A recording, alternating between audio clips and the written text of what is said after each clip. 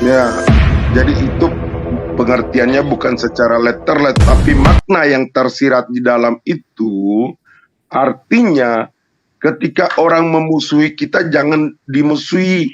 Ketika contoh misalnya orang maki kita, weh anjing anjing, jangan dibalas dengan anjing anjing. Gitu contoh. Kalau misalnya ada orang benci kita atau ngomongin kita, jangan kita ngomongin dia. Gitu maksudnya. Gitu. Tetapi kalau misalnya bahwa itu di depan publik, ya kita lapor dia agar dia kita tidak boleh balas. Misalnya contoh ini contoh real ya. Misalnya adik saya dibunuh oleh si A, saya tidak boleh membunuh dia. Nah, gitu. Kalau saya balas membunuh dia, itu artinya saya menghakimi gitu. Gitu, tetapi aturan lah yang kita ikuti itu supaya mendapat keadilan saja. Bukan berarti saya harus membalas, saya harus membunuh adiknya lagi. Gitu. Itu maksudnya. Jadi maknanya di sana seperti itu. Kalau kamu dibenci, kasih dia. Itu. Misalnya kamu nih diomongin sama saya diomongin sama Bakri. Nah, saya itu dijelek-jelekin sama Bung Sari. Bung Sari ini dijelek-jelekin. Terus saya itu nggak boleh musuhin Bung Sari. Saya misalnya, hai Bung Sari, apa kabarnya hari ini? Itu. Jadi saya ketemu Bung Sari ini biasa-biasa aja, walaupun saya tahu Bung Sari ini benci saya gitu. Hai Bung Sari, apa kabarnya? Gitu. Kalau Bung Sari nggak mau tegur saya, ya biasa aja, nggak apa-apa gitu. Misalnya Bung Sari bilang, diam aja saya tegur, cuek buang muka kayak gitu ya. Ya, saya diam aja nggak apa-apa gitu. Saya nggak perlu pertanyakan, kenapa kamu sih buang muka dengan aku gitu. Nggak perlu saya pertanyakan. Itu maksudnya, maknanya di sana seperti itu. Walaupun kita dimusuhi, kita tegur saja gitu, nggak masalah. Kamu musuhin saya nggak apa-apa gitu. Tapi saya mengasihi kamu, saya tegur kamu, hai, udah makan belum? Kalau lu balas bilang, apa urusan lu? Ya udah nggak apa-apa, kalau kamu terima nggak apa-apa. Ya oke, kalau memang perkataan saya nggak terima nggak masalah. Ya udah gitu aja. Itu namanya mengasihi gitu. Oh iya, oke. 14.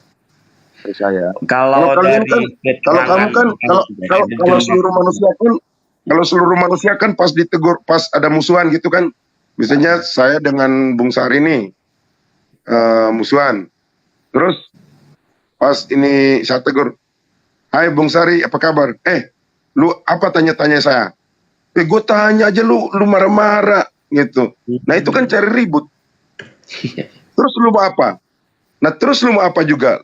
Bung Sari bilang begitu. Akhirnya ribut, berantem. Begitu. Dan sedikit tambahan dari saya, mumpung saya tadi baru saja dari kamar mandi. Maksud dedikasi itu, jika ada orang yang memukulmu, jika ada musuhmu, maka berdoalah untuk dia. Berdoa. Jangan putus dia. Ya, berdoa.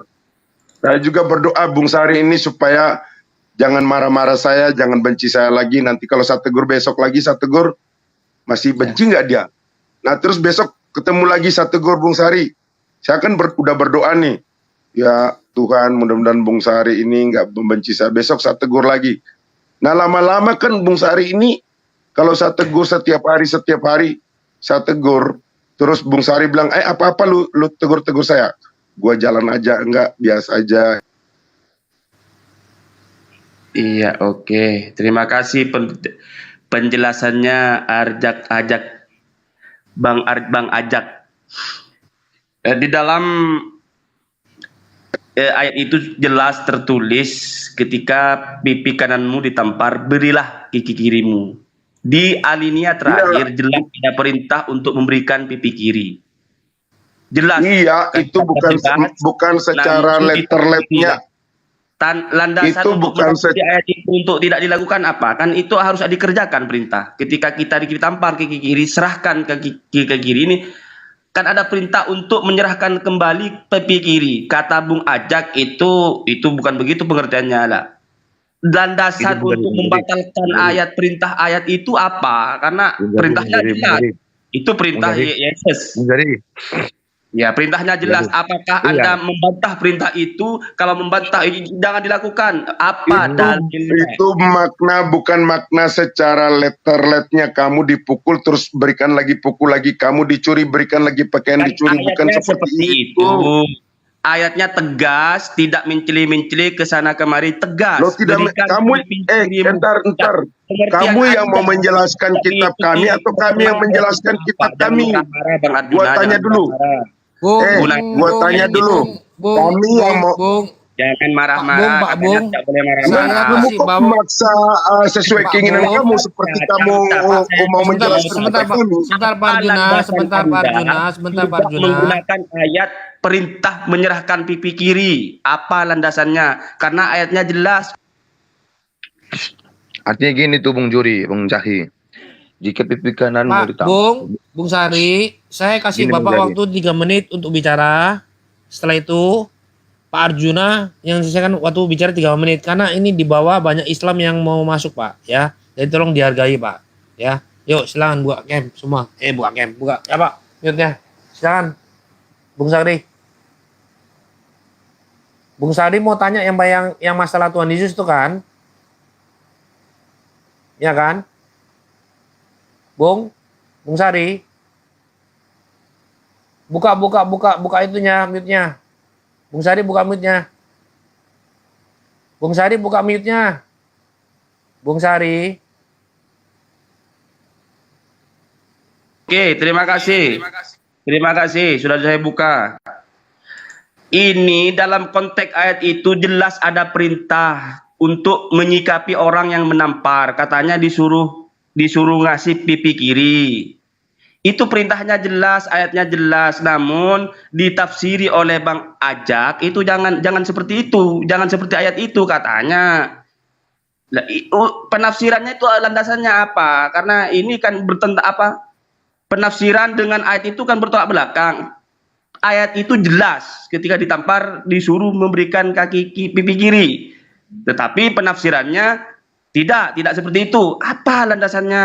Ayat vs penafsiran kalau begini. Oke, cukup, udah ngerti. Ayo, Pak Arjuna. Ayo. Jawab Pak Arjuna. Ini perintahnya jelas. Jangan ditafsir-tafsir bagaimana. Lah, penafsiran bagaimana itu kan untuk mentiadakan perintah untuk memberikan kiri. Bang Cuma mau naik itu, Bang Cuma mau naik dia soalnya. ngomong.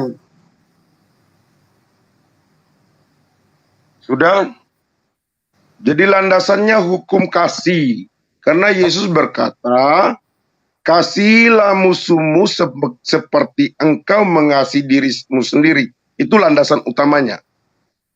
Nah, itu kata di sana itu jika, kata jika. Jadi kata jikalau ada orang menampar pipi kirimu, berikan juga pipi kananmu.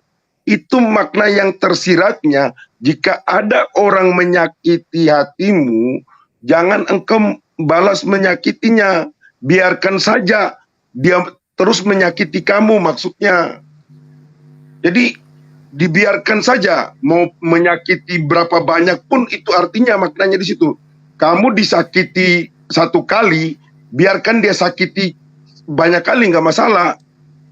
Jadi kita berdoa, itu maknanya di sana, bukan dia tampar pipi kiri, dia sakiti 1 kali kiri, terus dia sakiti lagi kanan, dia sakiti berulang-ulang kali, nggak masalah.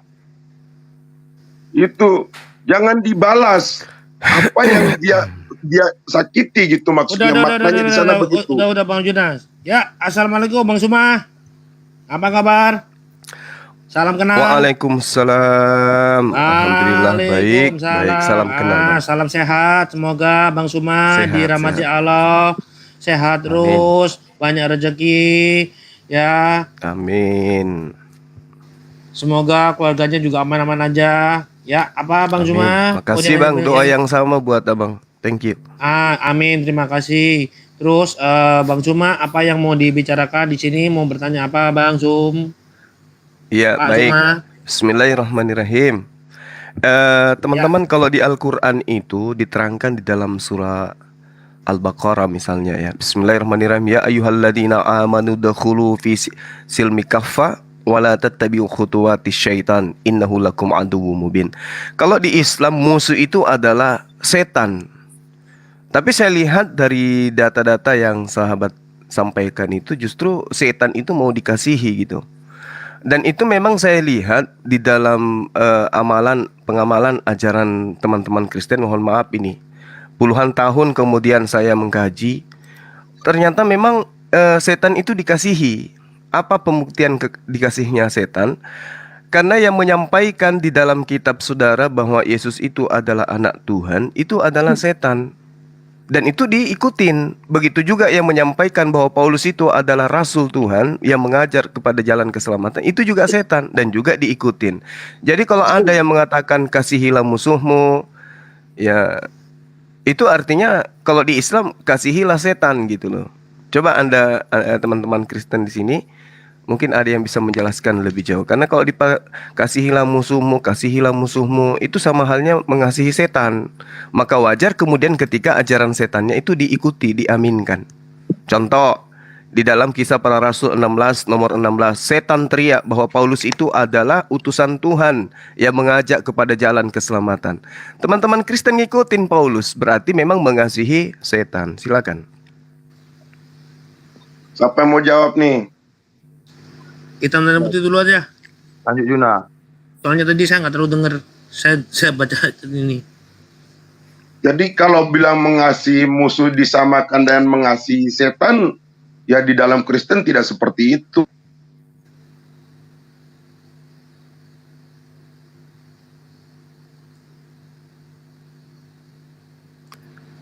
Termute Bang, termute.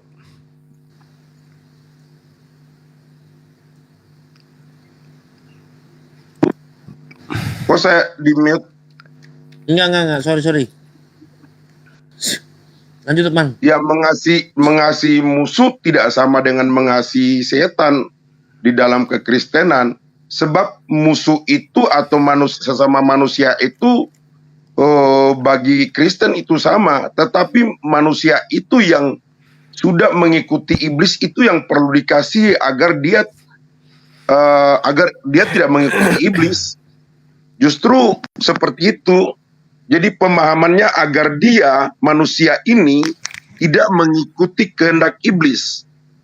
Kita mengasihi dia dengan tujuan agar dia tidak mengikuti kehendak iblis.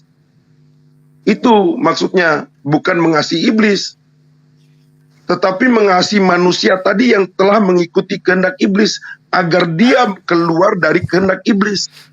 Itu tujuannya mengasihi. Seperti itu. Itu pertama. Berulang kali aku selalu mengatakan kepada Bro Zuma ketika dia mengatakan bahwa Yesus itu anak Tuhan, di mana dalilnya di dalam Alkitab itu bahwa Yesus anak Tuhan. Kalau di Alkitab itu tidak pernah dikatakan Yesus anak Tuhan, tetapi anak Allah. Jadi kami Kristen itu membedakan bahwa Tuhan dan Allah itu beda.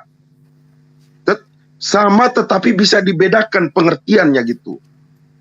Tidak ada satu dalil pun di dalam Alkitab mengatakan Yesus anak Tuhan. Yang ada itu Yesus anak Allah. Allah di dalam Alkitab itu bukan Allah, mohon maaf ya, bukan Allahnya sesembahan yang tidak terlihat, sesembahan yang tidak bisa memperdengarkan suaranya, tetapi sesembahan yang tadinya tidak dilihat, yang tadinya tidak bisa didengar suaranya, bisa memperlihatkan dirinya dan bisa memperdengarkan suaranya, baru boleh dikatakan Tuhan. Karena Tuhan itu menunjukkan kekuasaan. Itu, jadi kalau Anda bilang Yesus anak Tuhan, di mana dalilnya? Gua itu lagi mempertanyakan sejak kemarin-kemarin, gua tanyakan itu di mana dalilnya Yesus itu anak Tuhan. Sebab kami Kristen tidak pernah mengatakan Yesus anak Tuhan. Yang kami kenal itu Yesus anak Allah, dan kami tahu bahwa Allah dan Tuhan itu beda. Beda, tetapi sama dalam hakikatnya sama, tetapi bisa dibedakan. Bedanya di mana? bedanya menunjukkan kuasa.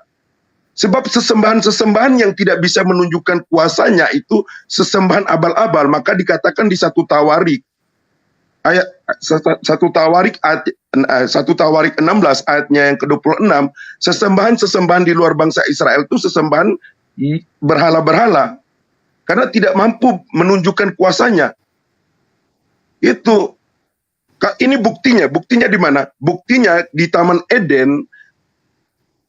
Sesembahan kami berbicara dengan Adam, memanggil Adam, berjalan mencari Adam, bahkan memberikan pakaian kepada Adam. Bukti keduanya, ketika di Kejadian 18 ayat 1, sesembahan kami datang menampakkan sosok ilahnya dalam wujud manusia, bertemu Abraham, berbicara dengan Abraham, duduk makan bersama Abraham, bahkan memberitahu kepada Abraham bahwa tahun depan Sarah istrimu akan mempunyai seorang anak. Jadi di situ komunikasi. Kalau abang ambil cara sepenggal-sepenggal, itu tentu tidak. Sosok ilahi yang dalam wujud manusia yang bertemu Abraham makan bersama sempurna. Tidak daging manusia sempurna dan memiliki darah manusia sempurna karena belum pernah dilahirkan. Tetapi mengapa Tuhan itu, sosok itu yang datang bertemu Abraham itu mau dilahirkan? Ada tujuannya, karena mau mengalahkan titanya sendiri, yaitu titah kematian. Supaya kita manusia diselamatkan. Itu titahnya. Nah, Tuhan sendiri yang maha kuasa tadi, yang berkuasa, kata Tuhan itu berkuasa, yang mengalahkan kematian. Supaya kita kembali dipulihkan, tidak mati selamanya. Itu tujuannya. Kalau abang terus-terus mengatakan Yesus anak Tuhan di mana? Tidak ada dalil mengatakan Yesus anak Tuhan, Yesus anak Tuhan. Bang Suma berani open cam? Saya akan mau balik bertanya. Bang Juma bisa open cam? Saya nggak bisa, Bang. Berani open cam? Saya Kenapa, nggak Bang? bisa, Bang. Ya? Kenapa, Pak? Kenapa? Ya, Kan Bapak tidak. Saya kemarin kan saya Bapak tidak kan ingin terkenal aja. Ya, Bapak bisa pakai masker. Bapak udah saya terkenal kok. Dan cara bicara Bapak berdebatnya sangat intelektual dan akademis bagus.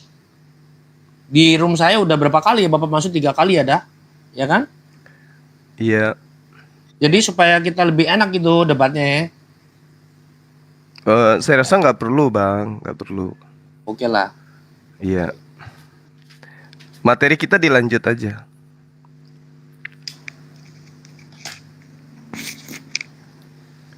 Ya, jadi saya sikapi sedikit apa yang dijelaskan oleh Saudara Arjuna tadi ya. Kalau di dalam kitab yang Anda pegang, memang di dalam bahasa Ibrani atau bahasa Yunani itu tidak ada kata Tuhan. Tapi kata Tuhan yang dinisbahkan kemudian kepada esensi otoritas tertinggi di dalam agama Yahudi dan Nasrani atau Kristen, Yahudi Kristen, ketika masuk ke Indonesia itu menjadi Tuhan dia. Contoh misalnya Keluaran 4:22. Maka engkau harus berkata kepada Fir'aun, beginilah firman Tuhan, Israel itu anakku, anakku yang sulung. Nah, ini Tuhan dengan anak. Nah, lalu kemudian telah lahir di kota Daud. Ya, Tuhan yang lahir di situ ya, Tuhan di kota Daud. Siapa itu? Yesus. Berarti Yesus itu adalah Tuhan atau anak Tuhan. Jadi tidak bisa kemudian kita itu mengakal-akali sesuatu yang sudah nyata. Ya. Maka karena itulah saya katakan bahwasanya kalau di Islam itu musuhnya adalah syaitan. Innahu lakum aduwwum mubin. Itu adalah musuh nyata di dalam kehidupan kami sebagai umat Islam. Itu jelas, ya. Inna syayatin lil insani aduwwum mubin. Sesungguhnya setan itu adalah musuh yang nyata bagi manusia. Tapi di agama Anda kemudian setan itu harus dikasihi gitu. Mohon maaf, ini pengertian saya ya, nanti tolong diluruskan. Nah, setelah saya melihat, ternyata memang demikian adanya. Karena yang menyebut Yesus itu sebagai anak Tuhan itu seringkali di dalam kitab saudara. Misalnya Matius 4 nomor 3, Matius 4 nomor 6, Lukas 4 nomor 6, Lukas 4 nomor 9, Lukas 4 nomor 41. Lalu kemudian Matius 8 nomor 29, Markus 3 nomor 11, Markus 5 nomor 7, Lukas 8 nomor 28. Iblis berpesan Yesus anak Tuhan. Dan Anda imani. Sementara di Keluaran 20 nomor 3 dan Ulangan 5 nomor 7, jangan kamu mengadakan Tuhan selain aku. Nggak ada Tuhan di luar aku.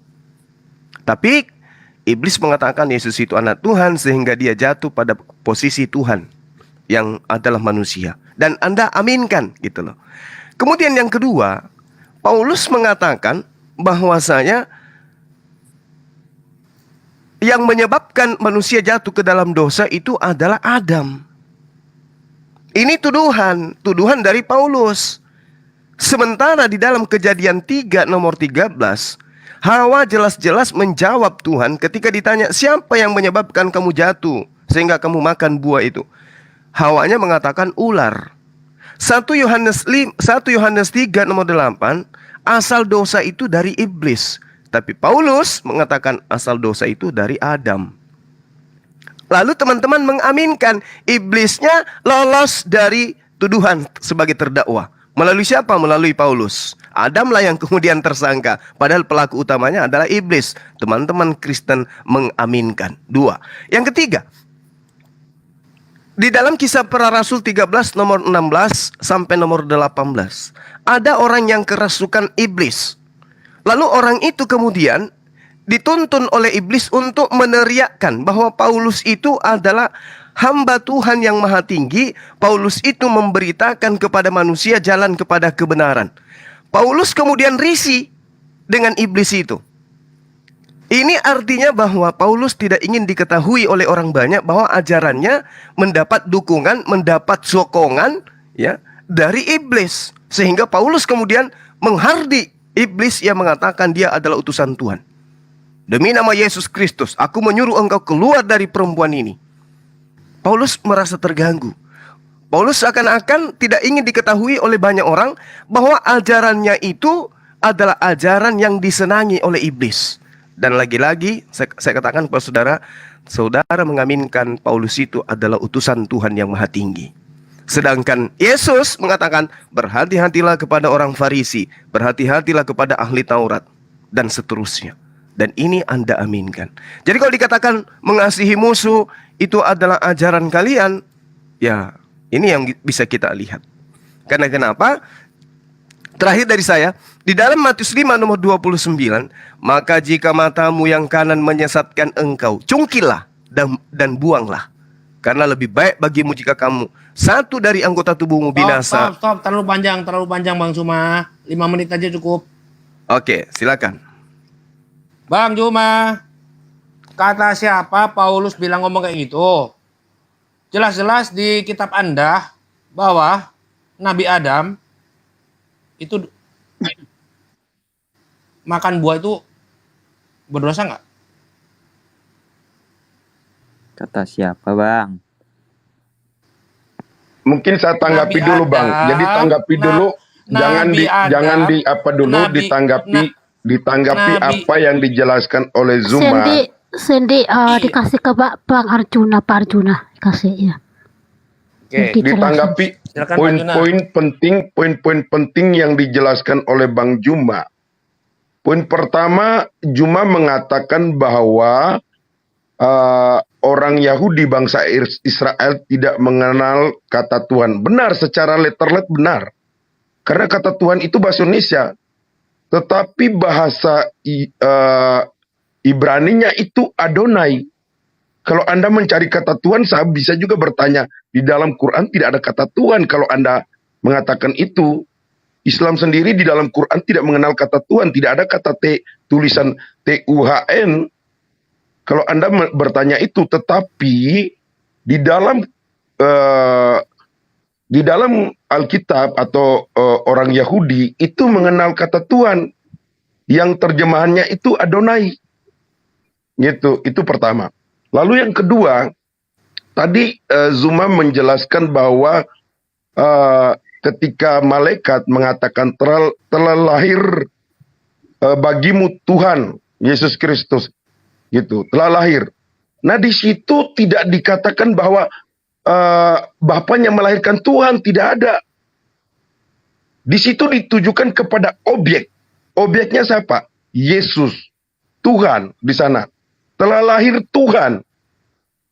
Bukan ada orang yang lebih tinggi atau sesuatu yang lebih tinggi melahirkan Tuhan. Tidak seperti itu. Tetapi yang lahir itu Tuhan. Telah lahir bagimu Yesus Kristus, Tuhan Juru Selamat di kota Daud. Itu perkataan tegas di situ. Jadi Tuhan yang lahir, gitu. Bukan dia dilahirkan dari Tuhan melahirkan Tuhan, tidak. Anda mengasumsikan Tuhan melahirkan Tuhan, gitu. Jadi ini perspektif Anda, gitu. Ketika perspektif Anda lalu mau memaksa perspektif Anda, seolah-olah perspektif Anda itu benar. Sedangkan perspektif yang kami dasari, landasi, bahwa di dalam Alkitab berkata, lalu siapa yang berjalan, lalu siapa yang memanggil-manggil Adam? Kalau memang sang sesembahan tadi tidak bisa berbicara, mengapa dia bisa memanggil Adam? Mengapa dia bisa berbicara dengan Adam? Mengapa dia bisa beritahu kepada Adam, jangan melanggar perintahku ini. Kalau kamu melanggar perintah ini, engkau akan mati. Mengapa dia bisa berjalan di dalam Taman Eden? Mengapa dia bisa memberikan pakaian dari kulit binatang kepada Adam?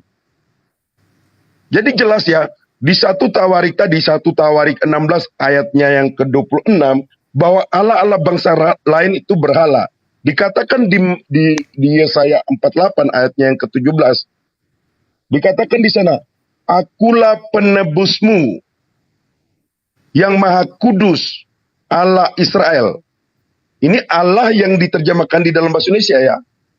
Itu Elohim, Al-Ilah atau Ilohi, Al. Jadi orang Israel itu bukan menyebut Allah. Gitu. Semalam Anda mengatakan ya, bersama dengan si Ahmad ya, Bang Ahmad ya, Anda mengatakan bahwa mengapa? Karena si Bang Ahmad meminta di mana orang Israel itu menyebut Allah, tunjukkan, atau Allah SWT, tunjukkan. Anda mengatakan bahwa Tuhan itu memberikan namanya sesuai kaumnya. Apakah nama Allah SWT? Pertanyaan saya, apakah Allah SWT bisa namanya berubah-ubah? Apakah nama Allah SWT itu bisa dirubah? Bisa berubah-ubah? Setahu saya, Islam seluruh dunia mengatakan sesembahannya itu Allah SWT. Tidak pernah mengatakan Yahweh, Yotfafe, tidak pernah. YHWH, tidak pernah. Nah kalau pernah Allah SWT itu merubah nama, artinya sekarang juga bisa dirubah-rubah. Sedangkan klaim umat muslim bahwa nama sesembahannya itu tidak bisa berubah-ubah dimanapun, di negara manapun. Lalu pernah Allah itu bisa menurut kaumnya, itu kan suatu keanehan. Gitu. Jadi kalau Anda menjelaskan itu, jelaskan secara terperinci. Ketika Anda mengambil sesuatu bahwa tidak ada orang Israel mengenal nama Tuhan, ya secara letterlet benar, karena itu terjemahan. Itu, kalau Anda itu mengakui bahwa nama sesembahan Anda itu terjemahan, oke. Tetapi selama ini yang ku tahu, Islam tidak pernah mengatakan itu terjemahan dari Yotfafe, YHWH. Tidak pernah.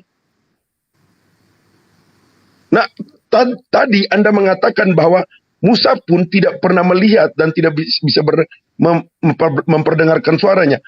Ketika Musa di Gunung Horeb, itu Tuhan kami atau sesembahan kami mengatakan seperti ini. Akulah Allah Abraham, Allah Ishak, Allah Yakub. Di sana Musa mendengar. 5 menit. Ya. Belum sampai 5 menit itu. Lanjut. Oke. Jadi yang kita bahas ini tentang kasih kepada musuhmu. Jangan kemana-mana dulu. Ya, kita fokus dulu di sana. Karena ajaran kasih yang Anda usung itu tidak bisa dipraktekkan. Nah, terkait dengan apa yang saya sajikan tadi, bahwasanya musuh di dalam kehidupan kita itu menurut Al-Quran adalah iblis. Itu sehingga kami umat Islam itu tidak bisa memusuhi mengasihi iblis. Iblis itu musuh. Nah, sekarang gini. Ketika Anda mengatakan Yesus itu tidak dikatakan sebagai anak Tuhan, tapi faktanya Anda sedang membaca tadi di Roma 1 ya, telah lahir di kota Daud Tuhan. Itu satu. Kemudian di kitab Anda juga dikatakan ada suara dari langit yang menyeru, inilah anakku, kepadanya aku berkenan. Yang bersuara itu Tuhan kan? Kalau Anda mengatakan bukan Tuhan tapi itu adalah Bapa atau Allah, ya sama aja. Itu cuma silat lidah aja untuk menghindari. Berarti Yesus itu sesuai dengan apa yang diterangkan oleh kitab Anda sendiri.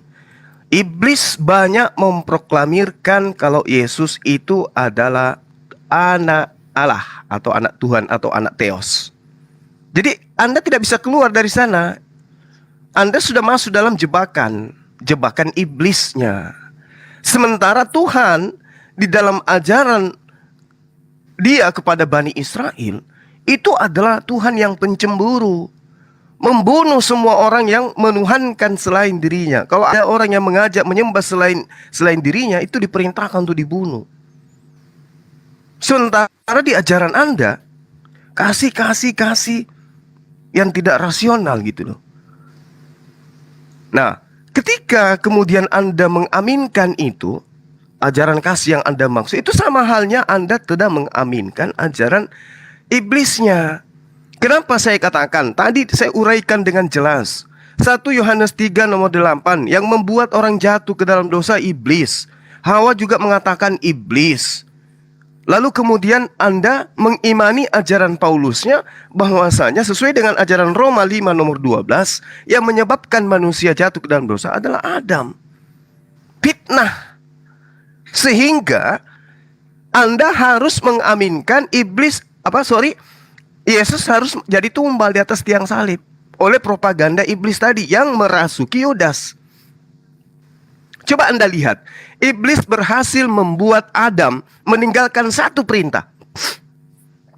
Nah, saya katakan juga, iblis berhasil membuat kalian meninggalkan semua perintah. Dengan matinya Yesus di atas tiang salib, kita dimerdekakan. Dia membatalkan hukum Taurat beserta semua syariat, hukum-hukum, ketentuan yang ada di dalamnya. Anda aminkan. Bahayanya, satu perintah Anda amini, semua manusia dapat imbasnya. Loh, ini semua perintah di dalam Taurat ditinggalkan, Anda merasa nyaman aja gitu loh. Padahal Yesus mengatakan lebih mudah bumi, langit lenyap daripada setitik dari hukum Taurat. Tapi Anda berleha-leha, Anda santai. Kenapa? Anda mengaminkan dengan teriakan yang berbunyi, inilah utusan Tuhan yang Maha Kuasa yang akan mengajarkan manusia kepada jalan keselamatan. Siapa yang teriak seperti itu? Iblis. Tapi Paulus risih. Paulus mengusir roh iblis itu. Kenapa dia mengusir? Apakah iblisnya salah dengan mengatakan Paulus itu adalah rasul? Dengan mengatakan Paulus itu mengajarkan kepada jalan keselamatan? Iblisnya tidak salah. Tapi kenapa kemudian Paulus itu merasa direcoki? Kenapa? Karena Paulus itu tidak ingin diketahui oleh banyak orang bahwa ajarannya didukung oleh iblis. Iblis itu merasa cocok dengan ajaran Paulus. Makanya dia mengatakan inilah utusan Tuhan yang mengajarkan kepada keselamatan. 1 menit. Ajaran Paulus itu sesuai dengan apa yang dikehendaki oleh iblis. Waktunya sudah habis. 1 menit, masih ada 1 menit, Mas Umar. Paulus tidak ingin diketahui bahwa ajarannya itu didukung oleh iblis. Makanya Paulus mengusir iblis yang mengatakan dia adalah rasul, dia adalah utusan Tuhan. Nah, sekarang teman-teman ini terjebak di situ, terperangkap. Akhirnya mengakui apa yang diamini oleh iblisnya, sehingga Anda mengatakan kasihilah musuhmu. Kasihilah musuhmu. Silakan Anda kasihi musuh. Maka Anda mengikuti musuh Anda sehingga ajaran Yesus semua Anda batalkan. Ingat, Yesus mengusir orang-orang yang mengatasnamakan dirinya Tuhan. Silakan. Stop. Ya, lanjut Bang Arjuna 5 menit. Ya, itu pertama, itu pandangan Anda. Kan Anda sudah mengatakan itu pandangan Anda juga. Jadi tidak seperti itu, cuma yang dipandang oleh Kristen tidak seperti itu.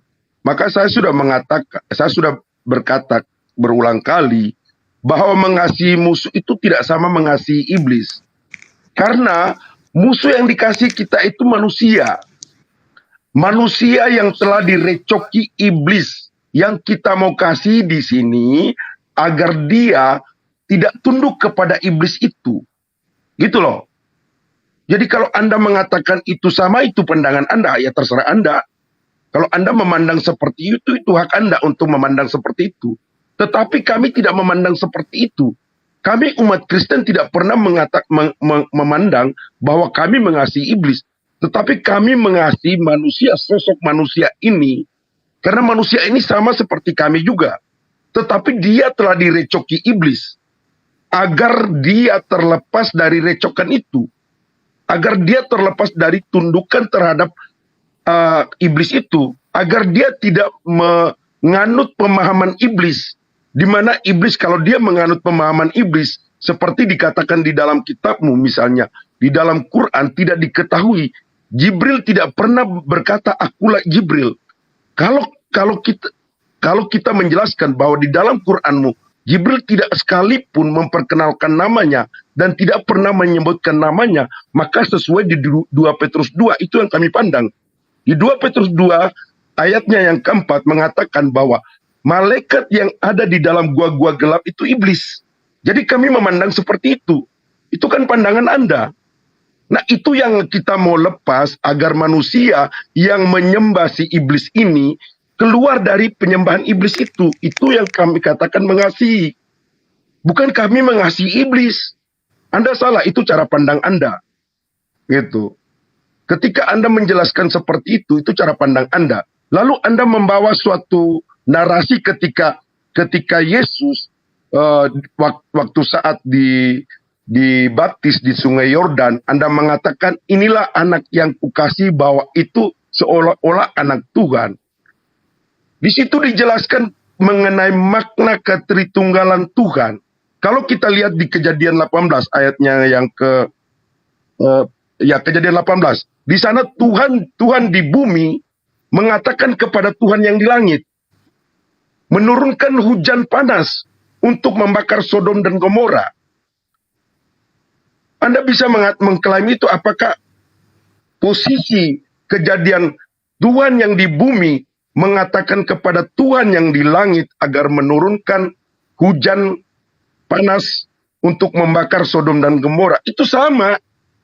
Menjelaskan di dalam ketika Yesus dibaptis, inilah anak yang kukasihi. Sama itu. Tetapi kalau cara pandang Anda lain, itu terserah Anda. Gitu.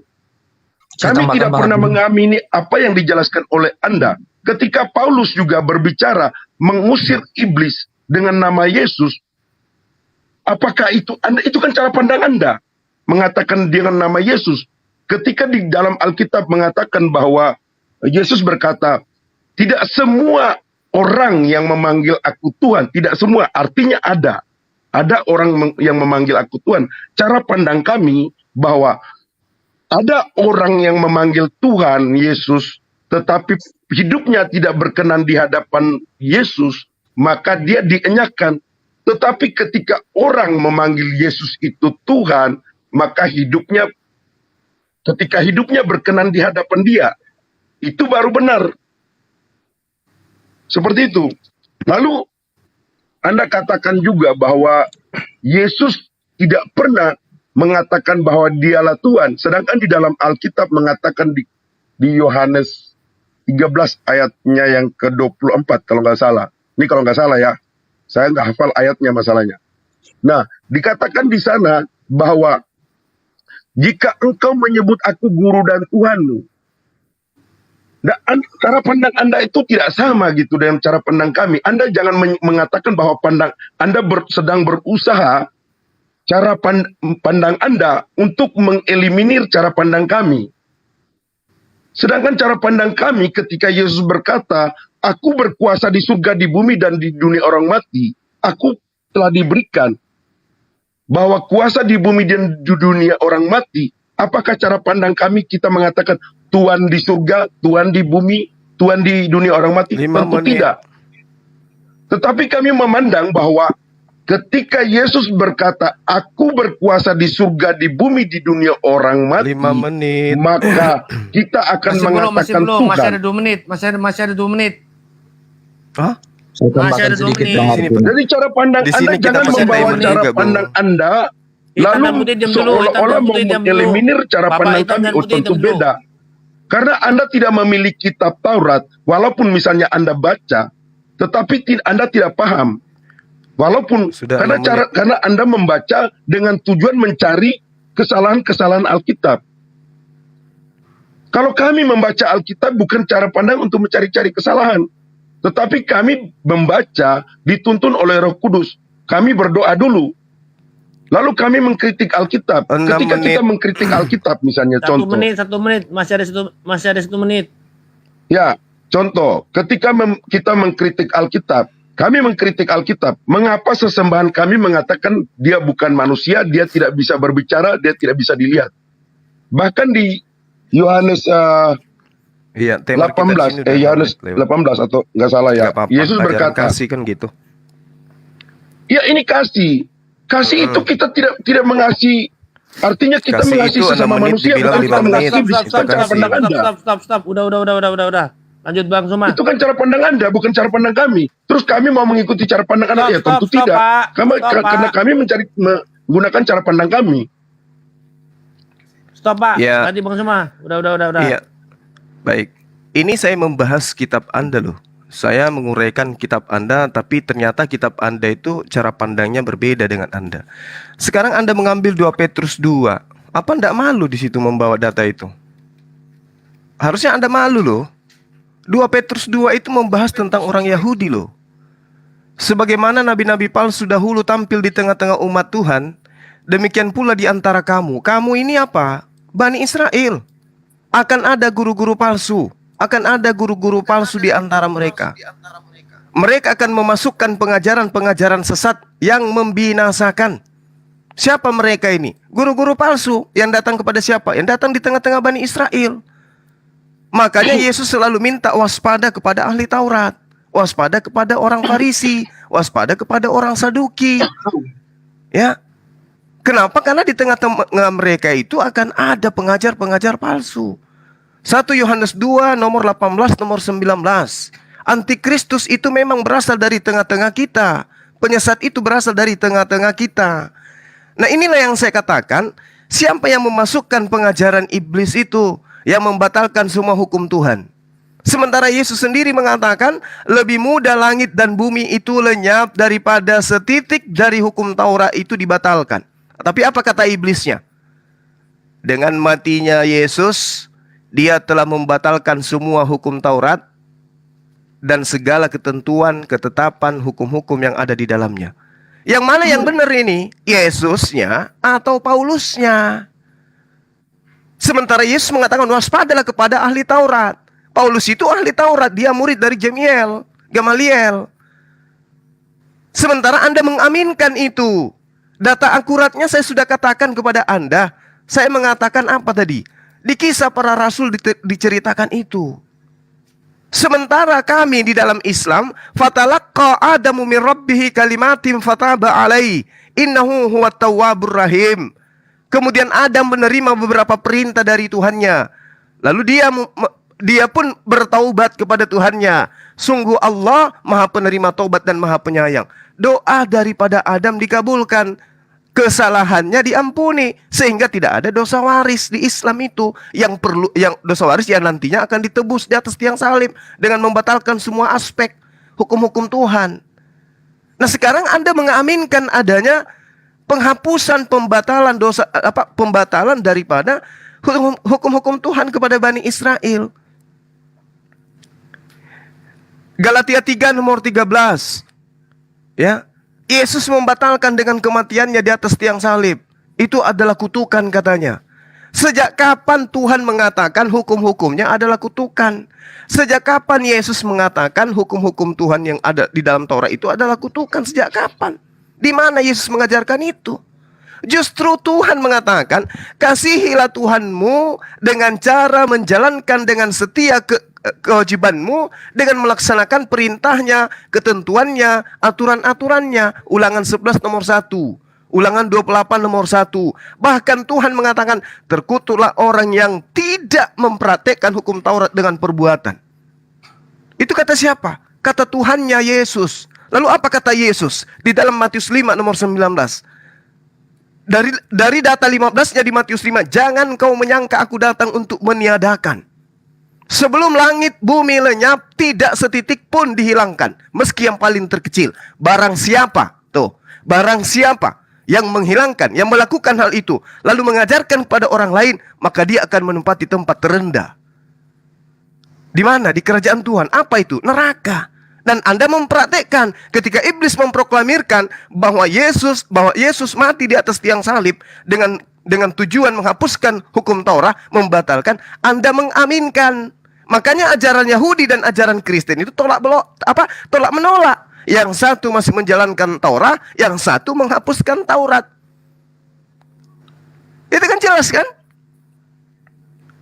Jadi jangan Anda menyerempet kemana-mana Berapa menit lagi nih? Anda menyerempet ke Jibril. Biarin pasin 7 menit. Oke? 0835 Jangan ya. menyerempet ke sana. Sampai 0840. Bang cuma diem. Pas 7 menit tuh. Kenapa? Ya, sama 7 menit. Karena ya, yang diceritakan di sini oleh Yesus itu bukan Bani Ismail, bukan bangsa Arab. Yang Yesus ceritakan itu adalah orang Yahudi. Bahkan kalau Anda melihat di Wahyu 3 nomor 9, ini ending daripada pengajaran kalian supaya teman-teman itu bisa tersadarkan. Coba lihat di Wahyu 3 nomor 9.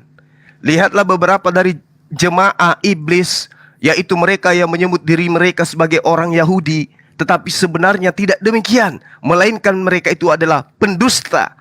Akan kuserahkan kepadamu. Sesungguhnya aku akan menyuruh mereka datang dan tersungkur di depan kakimu dan mengaku bahwa aku mengasihi engkau. Ini jemaat iblis dari mana? Cuma sampai 0850, 40, biar pasin 7 menit. Jadi masih ada waktu saya, Bang. Masih ada waktu sampai jadi tadi kan di bawah kan dibilang katanya 7 menit. Iya, emang tadi 7 menit juga. Iya, sekarang waktu saya sisa berapa? Terus. Oke. Jadi Wahyu 3 nomor 9 mengatakan jemaat iblis itu dari orang Yahudi. Nah, sekarang Anda ini jemaat dari mana rupanya? Ya. Jadi iblis itu setelah memproklamirkan Yesus itu anak Tuhan, memproklamirkan Paulus itu adalah utusan Tuhan, dia adalah rasul, Anda mengaminkan. Sementara Yesus sendiri tidak mengenal siapa Paulus itu. Nah, inilah kita kembali kepada pengejawaran tadi, bahwa musuh itu adalah iblis. Musuh kita adalah iblis, tapi ternyata teman-teman disuruh untuk mengasihi musuh. Ya, musuh negara ini adalah penjahat, narkoba, minuman keras, perjudian, dan seterusnya, persinahan. Tapi menurut Anda itu harus dikasihi. Bahkan ada tadi yang mengatakan, kalau ada yang membunuh saudaramu, maafkan. Ini ajaran apa ini? Orang semakin enak membunuh. Ternyata kalau kita bunuh Kristen itu saling dimaafkan. Tidak bisa begitu. Di kitab Anda sendiri, jika matamu menyesatkan kamu, maka cungkilah, adalah lebih baik jika satu mata masuk ke dalam surga daripada dengan 2 mata masuk ke neraka. Itu yang perlu Anda pahami. Jadi kalau Anda membebaskan pembunuhan, sementara manusia itu adalah manusia yang berkehendak bebas, dunia ini akan kacau. Yang jelas itu adalah jika membunuh akan dikisas, akan dibunuh juga. Sehingga orang takut membunuh. Orang takut membunuh. Kenapa? Ada hukumannya, ada aturan mainnya. Tapi kalau di Anda bebas. Itu yang Anda maksud ajaran kasih. Bebas membunuh maksudnya ajaran kasih itu. Ya, silakan. Masih Sudah terus, masih ada 2 menit. Lanjut Bang Suma. Udah cukup. Bang Cuma masih udah cukup Bang. Saya tahu 7 menit, 7. Gak apa-apa. Oke. Saya hitungannya 7 menit di sini, silakan. Ya udah ya, oke Le. Ayo Pak Arjuna. Ya, ketika Anda mengatakan bahwa itu ajaran Paulus, kasihilah musuh, Yesus sendiri berkata, ini bukan ajaran Paulus. Yesus sendiri berkata bahwa kasihilah musuhmu di Matius 5 ayat 43. Ini Anda sebenarnya itu cara pandang Anda gitu. Saya sudah berulang kali itu cara pandang Anda. Tetapi ketika Yesus sendiri langsung berkata bahwa kasihilah musuhmu, apakah Yesus sedang mengatakan kasihilah iblis? Tentu tidak. Nah, ketika Anda tadi menjelaskan di 2 Petrus 2 ayatnya yang keempat, dikatakan di sana bahwa Anda mengatakan bahwa itu kepada kamu. Kamu di sini Yesus tidak sedang mengatakan kepada murid-muridnya saja. Kamu di sini artinya kepada seluruh umat manusia. Kata kamu di sini, itu yang Anda tidak pahami. Nah, inilah hal yang Anda tidak pahami sebenarnya. Jadi cara pandang Anda, cara memandang seperti itu yang keliru. Ya silakan saja Anda kalau memandang seperti itu. Tetapi kami tidak memandang seperti itu. Nah, itu yang perlu Anda ketahui gitu. Lalu tadi Anda mengatakan apa ya? Saya ini poin-poin kelamaan terlalu lama. Akhirnya poin-poin yang saya mau jawab itu banyak yang saya lupa karena ada hal-hal juga yang saya mau kerjakan di Delta sih. Jadi memang seperti itu. Kalau cara pandang Anda itu memandang seperti itu seolah-olah Paulus lah yang mengajarkan ajaran kasih, ini salah besar. Sedangkan Yesus mengatakan bahwa kasihlah musuhmu. Mengenai tadi bahwa Yesus berkata, tidak satu iota pun saya hilangkan dari hukum Taurat. Nah, itu cara pandang Anda juga salah. Kalau Yesus tidak mengatakan satu iota, mengapa Yesus tidak menghukum seorang wanita yang berzina? Gua tanya dulu, kalau Yesus tidak menghilangkan hukum Taurat, mengapa Yesus tidak menghukum orang yang berzina, wanita yang berzina itu? Ketika dibawakan, harusnya Yesus menghukum dong, sesuai dengan hukum Taurat. Tetapi Yesus mau berbicara kepada ahli Taurat, orang Farisi, dan orang Saduki, agar dia mengerti hukum itu, bahwa tidak semua manusia tidak berdosa. Kalau Anda mengatakan seperti itu, lalu Paulus mengatakan bahwa hukum Taurat telah, atas matinya Yesus, hukum Taurat telah, tidak digunakan lagi, bahasanya seperti itu. Lalu Anda mengatakan seperti itu, lalu Yesus kenapa tidak menghukum wanita itu? Coba Anda renungkan, mengapa Yesus sendiri tidak menghukum wanita itu, sedangkan bagi hukum Taurat bahwa semua manusia yang berzina di dalam Israel harus dihukum, dirajam. Mengapa tidak dirajam wanita itu? Karena lu tidak mengerti apa yang dikatakan Paulus. Karena lu tidak mengerti.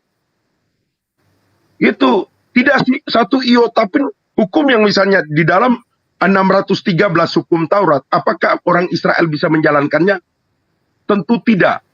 Nah, 10 hukum Tuhan yang diberikan Tuhan langsung, yang dirangkumkan oleh Yesus sendiri, kasihilah musuhmu, sembahlah Tuhan Allahmu, dan kasihilah musuhmu, 2 hukum yang terutama.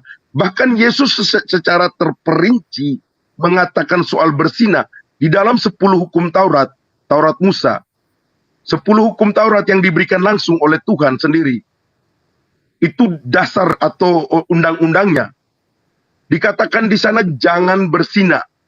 Hanya dikatakan jangan berzina. Tetapi Yesus menjelaskan secara terperinci, menambahkan dan menjelaskan bahwa kamu memandang saja, kamu menginginkan saja, itu sudah berzina. Jadi Yesus menjelaskan seperti itu. Nah, ini manusia harus menerapkan seperti itu. Kamu memandang saja, kamu menginginkan saja, sudah berzina. Itu loh.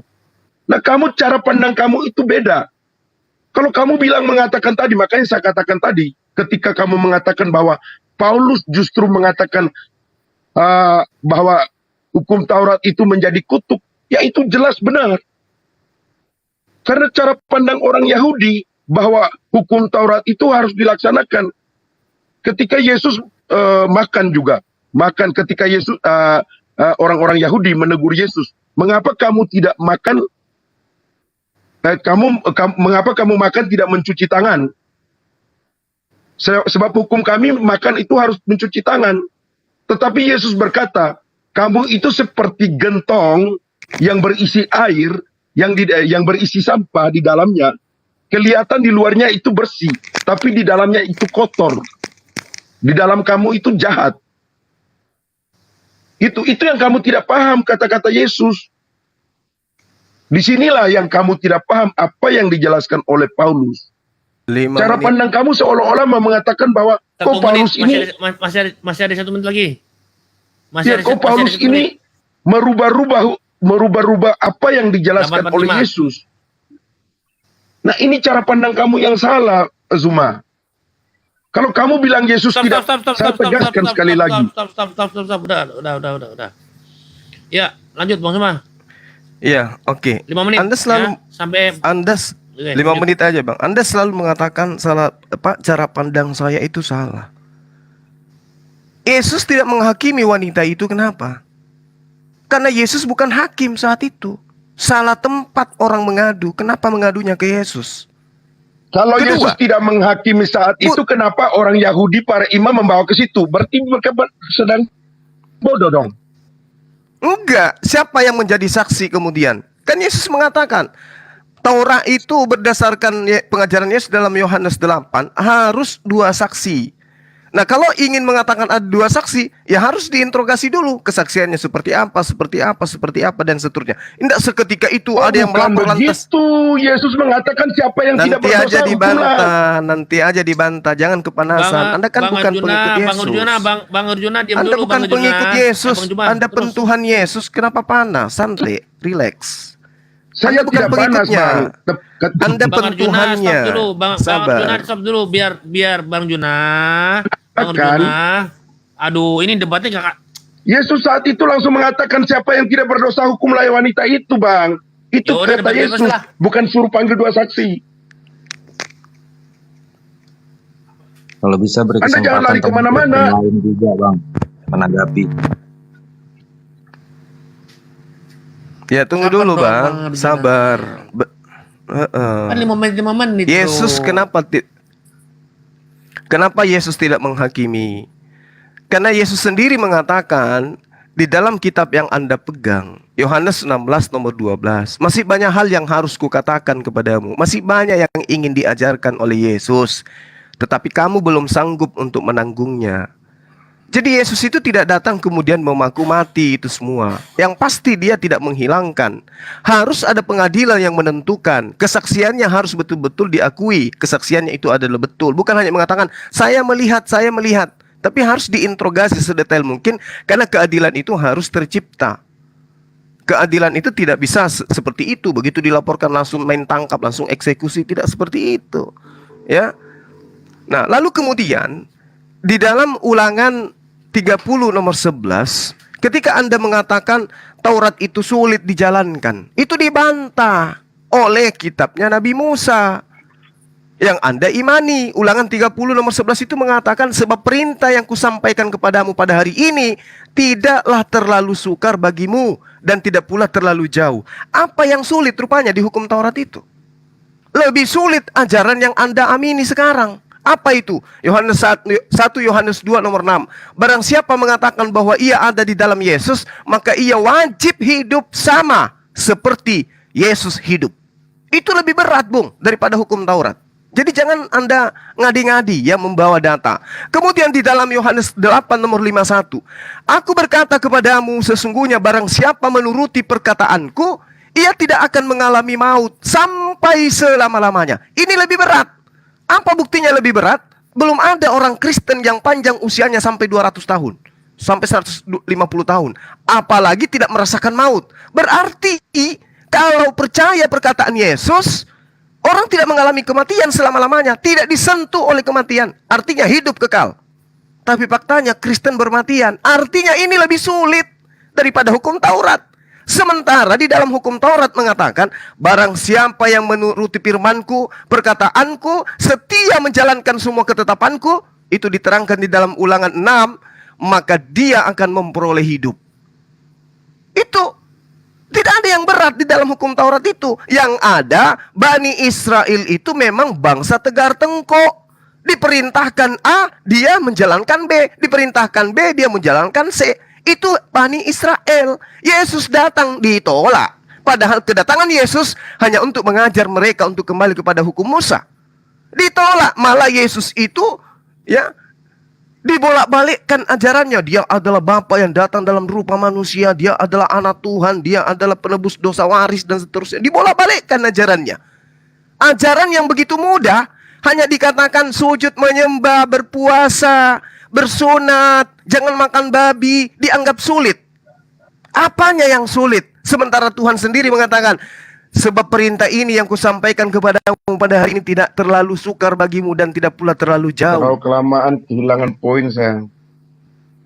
Kalau Anda 1 jam, gimana? Boleh. Orang ngomong Anda Ya, nyerocos. poin-poinnya itu kehilangan saya mau menjelaskan. Poinnya. Hukum Taurat itu tidaklah susah. Jangan ada ilah lain. Jangan kamu berzina. Jangan kau membunuh. Jangan berkata dusta. Jangan mengingini milik orang. Apa yang susah dari itu? Apa yang susah? Lebih susah hidup seperti Yesus. Kenapa? Karena harus mati berujung pada penyaliban. Mau Anda disalib, Anda tidak akan mau. Kenapa? Itu yang saya katakan. Anda bukan pengikut. Anda adalah pentuhan anak Maria. Bedakan itu. Pengikut Prabowo dengan pentuhan Prabowo itu beda. Dan Anda ada posisi orang yang mengaminkan ajaran setan bahwa dia adalah anak Tuhan dan Paulus adalah rasul Tuhan. Anda bantah itu dulu. Itu poin yang Anda harus bantah. Silakan. Saya diskon waktu saya. Nggak Jadi diskon, memang terlalu maksudnya banyak udah yang pas, dibahas 5 ya. menit. Sebenarnya kita bahas itu satu persatu ya, menurut hemat saya sih, sehingga kita bisa jelas di sana. Tadi Anda mengatakan bahwa Yesus itu harus ada 2 saksi. Dalam hal kejadian itu, apakah Yesus sedang menyuruh bahwa harus ada 2 saksi?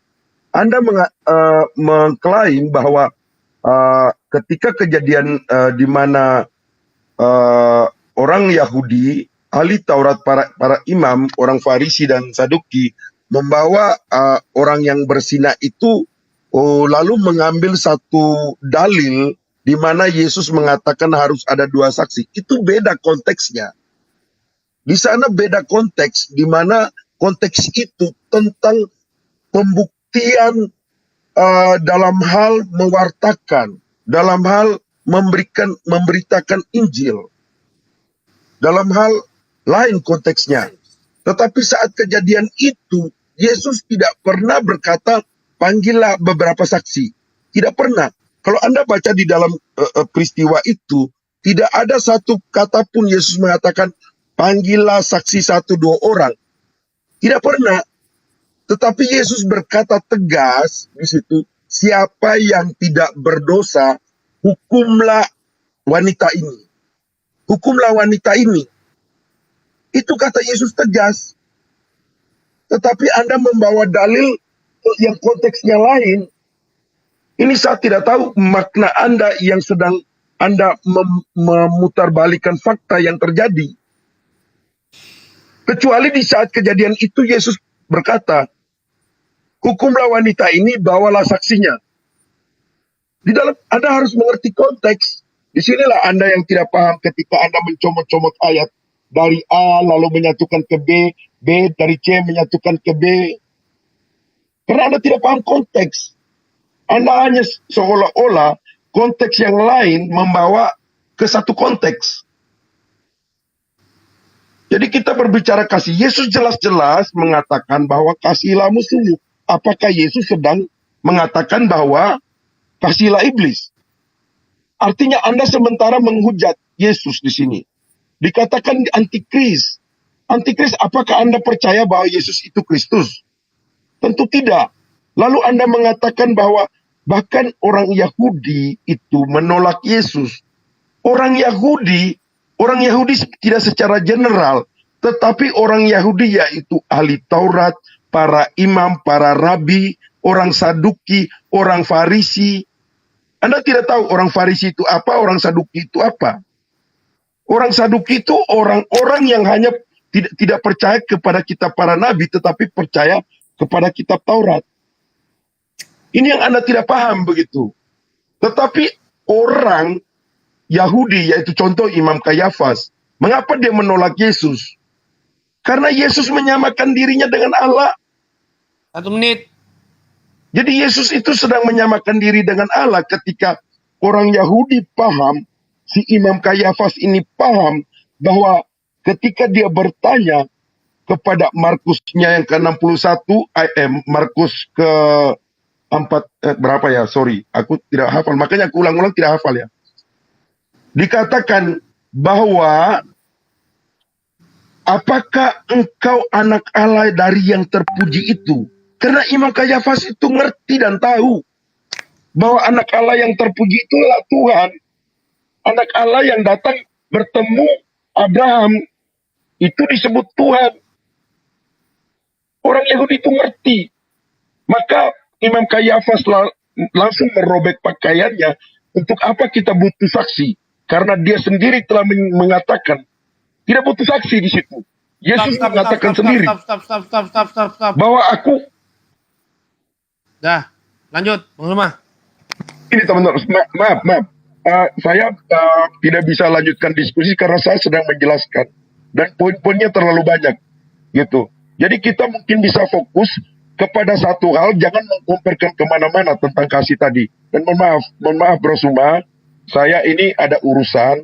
Saya ladeni kamu nanti bisa, tetapi saya masih ada urusan. Karena urusan di Delta ini lebih penting daripada debat sini gitu. Jadi mohon maaf ya. Nanti kita lanjutkan lagi Bro Suma. Gitu. Saya tidak lari dari ini. Ya. Masih Jadi ada, gini Bro ini Sandy.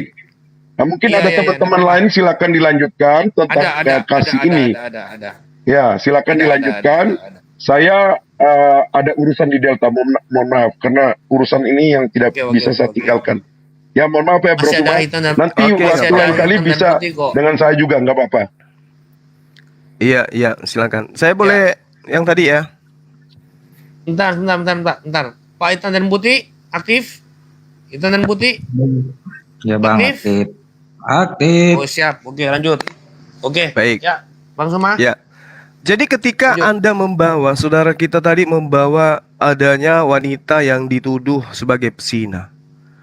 Ya, Yesus tidak mungkin seketika itu mengeksekusi dong.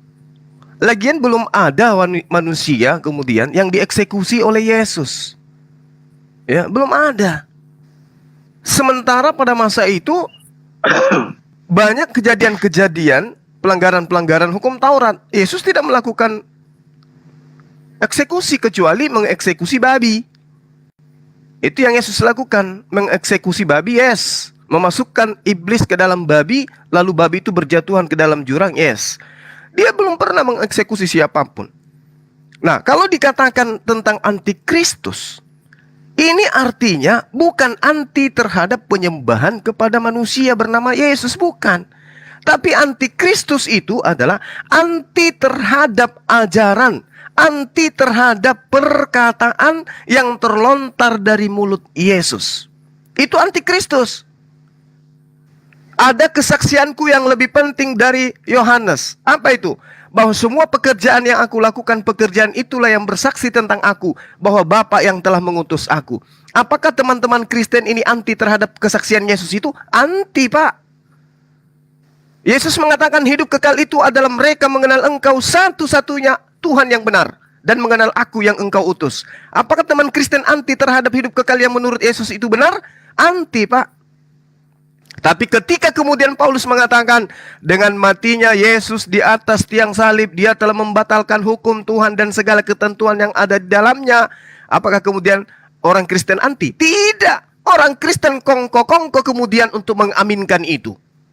Nah sekarang Yesus sendiri mengatakan, masih banyak hal yang ingin aku ajarkan tapi engkau belum sanggup untuk menanggungnya. Berarti akan datang ajaran, dan ajaran yang akan datang kemudian itu bukan ajaran antikristus, tapi ajaran yang mendudukkan Kristus itu sebagai posisi yang seharusnya. Dia adalah anak yang suci, dia adalah anak manusia, ibunya adalah wanita suci. Lalu kemudian dia adalah seorang nabi, dia adalah seorang rasul, dia terkemuka di dunia dan di akhirat, termasuk orang-orang yang didekatkan kepada Tuhan, diangkat kepada Tuhan, diangkat kepada sisi Tuhan dan seterusnya. Itu baru bukan antikristus. Tapi kalau yang dikatakan dia adalah anak Tuhan, dia adalah ini dan itu antikristusnya itu jelas. Karena memang Yesus mengatakan dalam 1 Yohanes 2 nomor 18 nomor 19, antikristus yang penyesat itu berasal dari tengah-tengah kita. Coba Anda lihat di dalam Matius 23 nomor 15. Celakalah engkau wahai ahli Taurat. Siapa yang celaka? Ahli Taurat. Celakalah engkau wahai orang Farisi. Siapa yang celaka? Orang Farisi. Orang munafik. Siapa yang munafik itu? Ketika ada orang Roma ngaku Roma, ketika ada orang Yahudi ngaku Yahudi, ketika ada orang Yunani ngaku Yunani. Siapa itu? 2 menit. Ya, itulah munafik. Engkau menjelajahi daratan, engkau menyeberangi lautan untuk mentobatkan orang non-Yahudi masuk ke agamamu sebagai orang neraka dan membuat mereka 2 kali lebih jahat daripada engkau. Cepat kali. Ya, agama mana yang kemudian yang keluar dari Yahudi, orang mana kemudian yang keluar dari Yerusalem mengajarkan sebuah konsep tatanan dan melahirkan sebuah agama yang agamanya dikatakan 2 kali lebih jahat daripada ahli Taurat? Agama apa itu? Islam ke, Kristen ke, Hindu ke, Konghucu ke? Anda pikir aja, agama kalian itu berasal dari mana? Dan apa inti ajarannya? Semua yang saya paparkan Anda bantah. Padahal yang saya jabarkan ini jelas-jelas semua berasal dari kitab Anda sendiri. Jadi kasihilah musuhmu, ya. Di dalam ajaran agama Islam, musuh itu adalah setan. Jadi dia tidak perlu dikasihi, karena setan itu adalah musuh nyata di dalam Islam. Tapi kalau di Anda, mohon maaf saya harus mengulang yang tadi. Kalau di Anda, ketika iblis mengatakan Yesus anak Tuhan, Anda aminkan. Ketika iblis mengatakan Paulus adalah rasul Tuhan, Anda aminkan. Bahkan ketika mengatakan hukum Tuhan itu semuanya telah dibatalkan, Anda pun mengaminkan. Padahal Yesus mengatakan dalam Lukas 17 nomor 12, lebih mudah langit dan bumi ini lenyap daripada setitik dari hukum Taurat. Silakan Anda bantah. Oke, terima kasih Ya, Bang Zuma ya. 2 menit ya. Sebelumnya saya mau tanya, yang Kristen di atas siapa ya? Bang Joni ya? Iya. Nanti Bang, ini saya saya masih menyimak, Bang. Saya gunakan waktu Ini setengah, nanti tiga- boleh teman Kristen ini- tambah. Ini 3 lawan 3 nih. Assalamualaikum Bang Zuma. Sebelum saya ajukan tanggapan, saya mau mengingatkan Waalaikumsalam. ya, Silakan Bang, pemburu kebenaran. saya mau Saya mau ingatkan tanya ke untuk Pak teman-teman Joni Kristen juga ya, baik yang di Waalaikumsalam warahmatullahi wabarakatuh. Bisa bertanya ke Pak Joni Bisa, sama bisa ya? Kok ini Ya, ini, sebentar, ini nanti Bang host Zuma itu. dulu, Bro. Kalau nggak gitu gua kick Oh, lu gitu. pemburu kebenaran.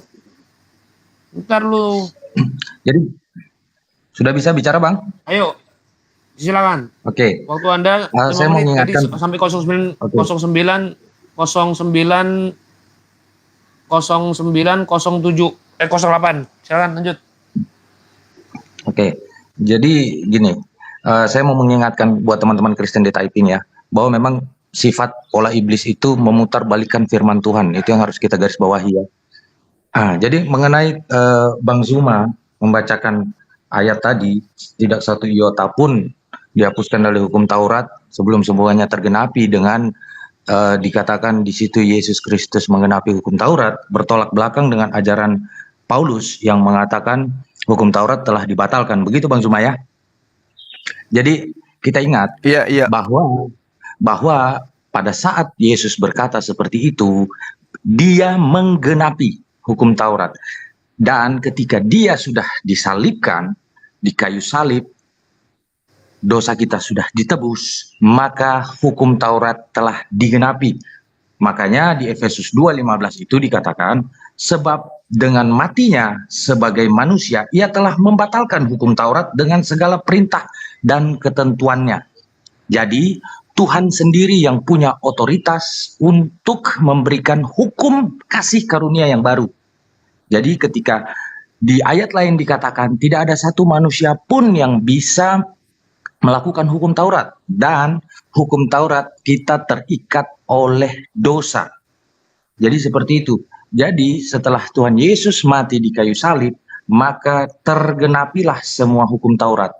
Maka Tuhan pun punya otoritas memberikan hukum yang baru, yaitu hukum kasih karunia.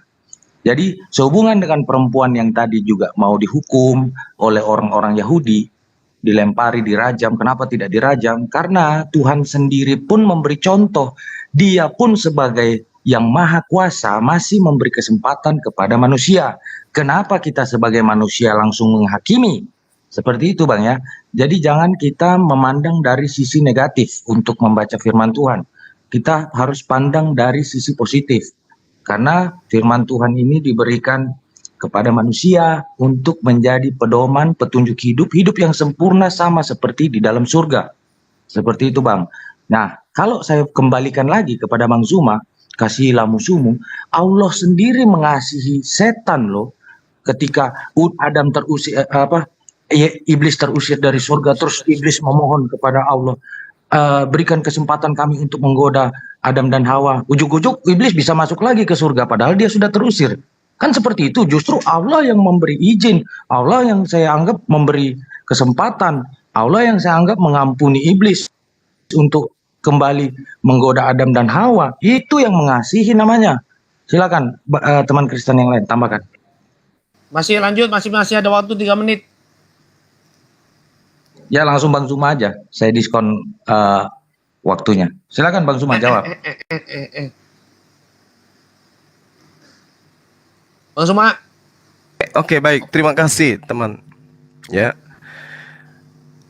Jadi, ketika saudara mengatakan iblis memutarbalikkan firman Tuhan, itu betul itu. Jadi ketika Tuhan mengatakan bahwa Tauratnya itu tidak akan berubah sampai kapanpun, itu dirubah. Ketika kemudian Yesus sebagai wakil Tuhan datang mengatakan tidak setitik pun dihilangkan sebelum langit dan bumi lenyap, ternyata iblisnya mengatakan sebelum langit bumi lenyap pun hukum Taurat itu sudah dibatalkan, Bung. Yesus harus tahu itu. Andai saja Yesus ada di sini, harusnya Anda berbicara kepada Yesus. Yesus, kamu keliru. Harusnya kau ajarkan hukum Taurat itu batal semuanya setelah kau mati di atas tiang salib. Jangan kau katakan bumi dan langit lenyap. Jangan. Nah, harusnya Anda mengatakan begitu ke Yesus. Karena Yesus sendiri mengatakan, aku datang bukan untuk meniadakan, ya, tetapi untuk menggenapi. Menggenapi itu menyempurnakan, bukan membatalkan. Menggenapi itu, genap artinya menyempurnakan, memulihkan, memperbaiki. Itu yang dikatakan menggenapi, bukan membatalkan. Babi haram, jangan engkau makan. Ketika digenapi, babi halal. Apa enggak tabrakan aturan Tuhannya? Hayo.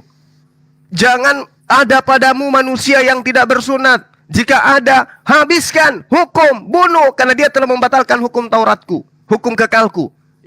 Kejadian 17 nomor 14. Bunuh orang yang tidak bersunat. Begitu digenapi, jika engkau menyunatkan dirimu, maka Yesus Kristus tidak berguna bagimu. Bertentangan, memutarbalikkan firman Tuhan. Yesus mengatakan hidup kekal itu adalah mereka mengenal engkau satu-satunya Tuhan. Oh, diputarbalikkan. Yesus itu Tuhan juga itu sendiri yang datang dalam rupa manusia. Anda pintar ketika mengatakan iblis memutarbalikkan hukum Tuhan. Bagus. Supaya Anda itu bisa tahu gitu loh. Lalu kemudian yang Anda pasarkan di sini, yang Anda jajakan, yang Anda promosikan adalah Yesus mati untuk menggenapi semua hukum Taurat. Ini ajaran siapa kira-kira? Kita tidak pernah kemudian menemukan adanya data di dalam perjanjian lama bahwasanya Tuhan akan datang dalam rupa manusia untuk menebus kutuk hukum Tuhan. Sejak kapan hukum Tuhan itu disebut kutukan? Sehingga harus ada yang mati dengan cara terkutuk di atas tiang salib. Galatia 3 nomor 13. Apa enggak menyakiti hati Yesus itu? Dengan matinya Yesus secara terkutuk di atas tiang salib, maka dia membebaskan kutuk Torah. Di mana perjanjian lama dikatakan Taurat itu adalah kutukan. Justru orang yang tidak mempraktekkan hukum Taurat itu yang terkutuk, bukan hukumnya yang terkutuk. Lalu kalau Anda mengatakan sulit hukum Taurat itu, siapa bilang? Ulangan 30 nomor 11, Taurat itu tidak ada yang sulit. Lebih sulit ajaran agama Islam. Kalau Anda mengatakan bahwa tidak ada orang yang mampu, buktinya pesundal-pesundal, pelacur-pelacur, pemungut cukai, rentenir, kata Yesus lebih dulu masuk ke dalam kerjaan Tuhan. Kenapa? Karena mereka menjalankan hukum Taurat. Coba. Lalu ketika Yesus ditanya, Tuhan, bagaimana caranya aku bisa memperoleh hidup yang kekal? Apa yang diajarkan oleh Yesus?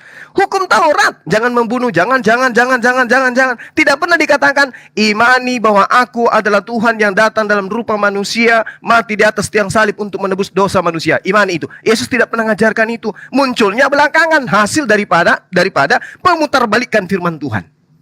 Kemudian ketika Anda mengatakan iblis itu masuk ke surga dan seterusnya. Bung, baca kitab Ayub, Bung. Saya jadi malu ya. Iblis datang bersama dengan Tuhan di sana, bertanya tentang keadaan Ayub di dunia. Langsung kemudian Tuhan mengatakan, benarkah demikian? Kalau begitu biar coba aku turun ke bumi melihat. Ya. Coba Anda baca dalam kitab Ayub. Iblis datang kepada Tuhan, laporan. Bagaimana kemudian iblis ini dikatakan bahwasanya mereka kemudian itu melaporkan keadaan Ayub. Belum lagi di surga iblis berperang. Di mana ini ilmu selama Anda belajar? Iblis berperang dengan malaikat Mikael itu di mana? Di surga. Karena saya tidak mendapatkan poin daripada apa yang sahabat-sahabat ini jelaskan, kecuali memutarbalikkan firman yang ada di dalam kitab saudara sendiri. Silakan. Jadi kalau Bang Zuma berkata menyamakan dengan yang di Ayub, iblis datang, anak-anak Tuhan itu yang salah satunya adalah iblis datang menghadap kepada Tuhan, di situ tidak dijelaskan tempatnya di surga, Bang, ya, garis bawahi itu. Tetapi konteksnya berbeda ketika iblis yang di Al-Quran memohon kepada Allah untuk menggoda Adam dan Hawa yang tempatnya di surga. Artinya sebelumnya iblis sudah terusir. Kenapa? Tiba-tiba ia diberi kesempatan kembali masuk ke surga untuk menggoda Adam dan Hawa. Seperti itu, Bang, ya. Jadi kalau sudah yang panjang lebar tadi saya jelaskan kepada Bang Zuma, untuk kata-kata atau firman Tuhan yang berkata tidak satu iota pun, ya, langit dan bumi tidak akan berlalu ketika hukum Taurat itu digenapi. Sebelum tergenapi, kita harus melihat yang sebelum tergenapinya, Bang. Maka hukum Taurat itu tergenapi ketika Yesus Kristus tergantung di kayu salib. Gitu, Bang, ya. Maka di Galatia tadi yang saya bilang, dikatakan di situ, Galatia 2 ayat 15. Sebab dengan matinya sebagai manusia, ia telah membatalkan hukum Taurat dengan segala perintah dan ketentuannya. Karena hukum Taurat sudah tergenapi, Bang. Jadi kita jangan kembali ke bumi, sebelum langit dan bumi lenyap. Karena semuanya sudah tergenapi. Kalau sebelum tergenapi, tetap hukum Taurat itu masih berlaku, gitu. Kenapa sudah tidak berlaku? Karena Yesus sudah tergantung di kayu salib. Kita pun orang Kristen tidak menghilangkan hukum Taurat. Buktinya masih ada di Alkitab sebagai petunjuk dan pedoman kita. Gitu. Silakan teman yang lain. Bang, masih ada waktu. Masih ada waktu 2 menit. Dari saya sudah sangat jelas, Bang, ya, penjelasannya. Kalau ada teman-teman Kristen yang lain, silakan. Oke. Ini ya teman-teman yang lain ya, buat yang di live chat, tolong bantu tap supaya banyak penonton yang hadir di sini. Oke. Terus sekarang Pak Pemburu Kebenaran, silakan bicara apa yang mau ditanyakan dengan Bang Zuma, karena ada Islam yang mau naik juga. Silakan Pak Buru, Eh, Pak Pemburu kebenaran. saya Muslim Pak, mau ke hitam putih nih. Katanya Bapak mau ke Bang Suma. Enggak ke tadi kan tanya mau ke Pak Joni, cuman Pak Ros bilang ke Bang Juma gitu kan. Oh yaudah, kalau gitu saya keluarin dulu. Saya nanti saya invite lagi Bapak. Ya, oke Pak ya. Oke. Nah, soalnya ada Muslim yang mau naik juga nih Pak. Oke, apakah saya boleh menanggapi ya?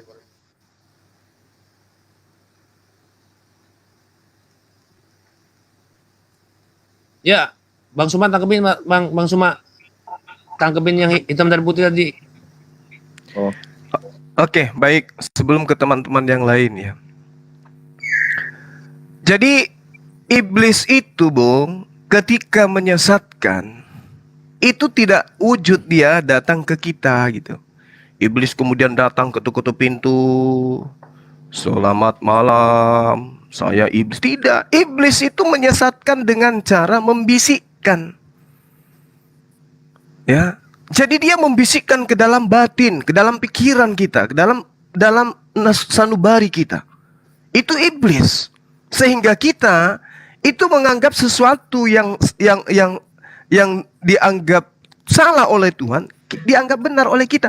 Begitulah ketika iblis ini membisikkan kepada Adam dan Hawa.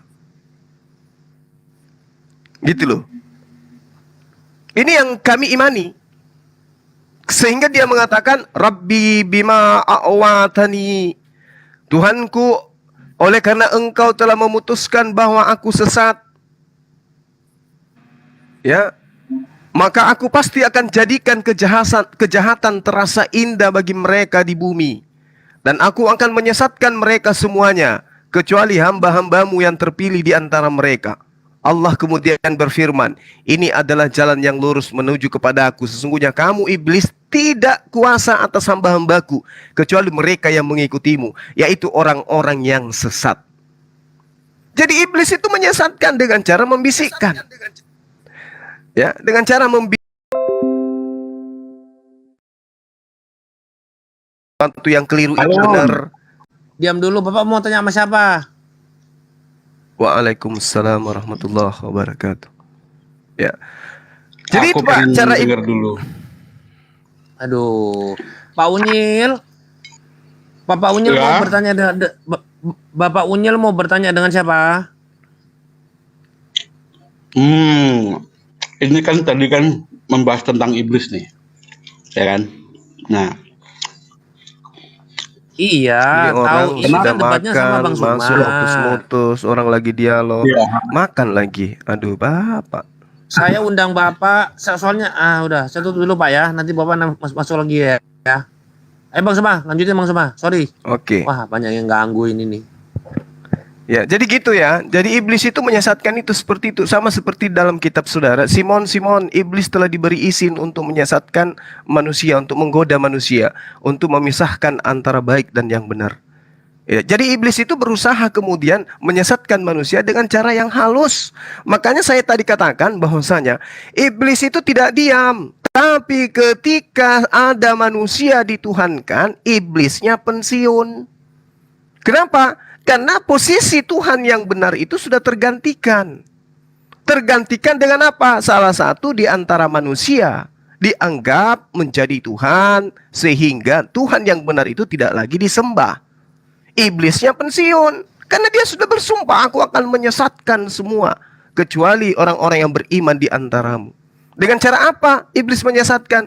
Menganggap bahwa apa yang kita lakukan itu adalah sebuah kebenaran. Bagaimana cara mengujinya antara kebenaran dan kesesatan? Kita lihat aja ajarannya, kita lihat buahnya. Yesus mengajarkan apa, yang kita lakukan apa. Yesus melarang apa, yang kita lakukan apa. Lalu kemudian diambil kata penggenapan. Penggenapan itu adalah membatalkan. Inilah yang saya katakan, iblisnya itu pintar. Sementara Yesus sendiri mengatakan, jika ingin memperoleh hidup yang kekal, maka laksanakan segala perintah Tuhan. Kalau mau memperoleh hidup yang kekal. Tapi sekarang berubah. Kalau ingin mendapatkan hidup yang kekal, cukup berkata Yesus itu adalah Tuhan. Apa yang kau katakan itu kau imani sepenuh hati, maka engkau akan diselamatkan. Roma 10, nomor 9, nomor 10. Nah, siapa yang mengamini itu sekarang? Teman-teman Kristen yang mengamini itu. Tapi Yesus mengatakan tidak setitik pun dihilangkan. Sebelum langit dan bumi lenyap. Langit masih ada, bumi masih ada. Belum lenyap, tapi hukum Tuhannya sudah lenyap. Kenapa? Karena ada yang membisikkan bahwasanya dengan matinya Yesus di atas tiang salib, maka dia telah membatalkan hukum Taurat beserta segala ketetapan yang ada di dalamnya. Diaminkan. Iblisnya tepuk tangan. Coba Anda pikirkan itu. Apakah menggenapi itu menghapuskan? Apakah menggenapi itu membatalkan? Atau menggenapi itu justru melengkapi? Silakan.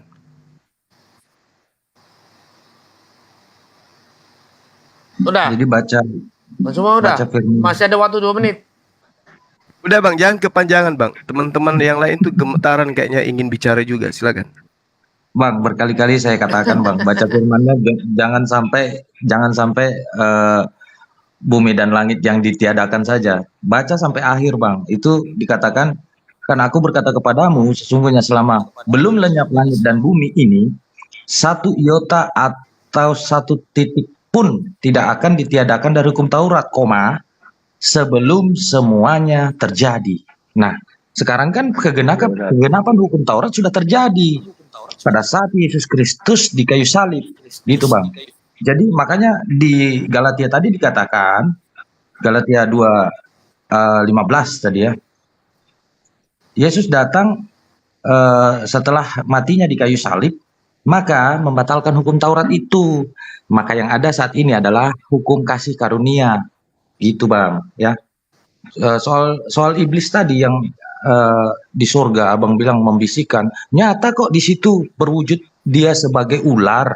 Bagaimana caranya? Lagian kalau hanya bisikannya yang masuk ke surga, tetap saja dia punya kekuatan yang luar biasa ya, bisa menyelinap ke surga. Itu belum terjawab menurut saya Bang. Silakan teman Kristen yang lain. Udah. Masih ada waktu banyak tuh. Itu Bang Joni mau tambahkan. 3 menit. Silakan Bang Joni. Ya, Bang Joni namanya. Ya, saya ingin menambahkan 4 menit, juga ya masih ada waktu sedikit. 4 menit. Aduh. 4 Ya, menit. terima kasih ya. 2 menit. Ya. Ya, terima kasih Bang ini ya. Saya ingin menanggapi Bang Juma. Bang Juma tadi mengatakan tidak ada satu iota pun. Padahal kita tahu hukum Taurat itu Bang, bukan hanya makan babi, tetapi memakan juga kelinci juga termasuk. Nah, itu kelinci juga dihapus juga Bang. Dihapus dari mana? Kalau itu memang tidak boleh dihapus, kenapa juga Islam sekarang membolehkan makan kelinci? Berarti Muhammad juga menghapus Bang. Itu permasalahannya Bang.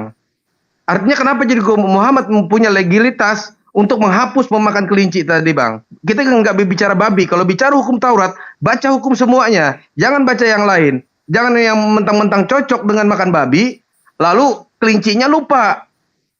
Kelinci itu harus diingat juga Bang. Kenapa dihapus juga oleh Muhammad? Ini pertanyaan, berarti Muhammad juga melanggar hukum Taurat. Saya hanya menekankan itu aja Bang. Permasalahannya di sini kalau tidak ada satu iota pun sampai terjadi dan menurut pemahaman Abang Juma, berarti itu juga jangan dihapus. Seharusnya itu nggak boleh dihapus Bang. 1 menit. Dan kalau masalah kita memahami masalah ketuhanan Yesus, itu benar kata Abang, sebelum terjadi, maksud terjadi di situ kita tafsirkan adalah Yesus setelah bangkit, setelah dia disalibkan, lalu dia bangkit, itu yang dimaksud dengan terjadi, maka tergenapilah hukum Taurat seluruhnya Bang. Jadi kita jangan berasumsi liar tentang ini, karena kalau asumsi liar bisa jadi firman yang bagus menjadi tidak bagus. Karena asumsi kita sebagai manusia itu bisa macam-macam artinya. Stop. Ya silakan Bang, silakan. Udah, oke. Bang Suma, lanjut. Iya, baik. Bang Suma, lanjut. Iya. Yang perlu saudara pahami, iblis itu pembangkang. Memang dia diusir. Ya. Iblisnya diusir memang, tapi apakah dia taat? Tidak. Ketika diusir keluar dari surga, apakah dia taat? Kalau dia taat, bukan iblis namanya. Ketika dia diusir, dia kembali masuk ke surga. Namanya juga iblis. Ya kan? Disuruh sujud menghormat kepada Adam. Sujud nggak dia? Tidak. Disuruh keluar dari surga. Keluar nggak dia? Tidak. Dia kembali menggoda Adam. Jadi jangan Anda mengatakan ketika diusir iblis itu kemudian taat. Tidak. Makanya dikatakan di dalam Al-Quranul Karim, dalam surah Al-Araf, ya, ayat 12, apa yang menghalangimu untuk bersujud kepada Adam ketika aku menyuruhmu? Jawab iblis, aku lebih baik daripadanya. Engkau ciptakan aku dari api, sedang dia engkau ciptakan dari tanah. Lagian iblis itu tujuannya menggoda, tujuan daripada pembangkangannya adalah Adam. Kenapa dia harus ke bumi? Adamnya masih di surga. Harus kembali ke surga dong. Kan sudah ada izin untuk menggoda Adam. Kan sudah ada dikasih jalan untuk membuktikan bahwa Adam dan keturunannya akan masuk ke dalam neraka. Maka karena dia diberi izin, mau dia bolak-balik ke surga juga nggak masalah. Karena dia iblis. Namanya iblis itu pembangkang. Apa yang diperintahkan ditolak. Diusir, nggak pergi dia. Tetap aja, karena sasaran empuknya ada di situ. Maka disesatkan, berhasil dia.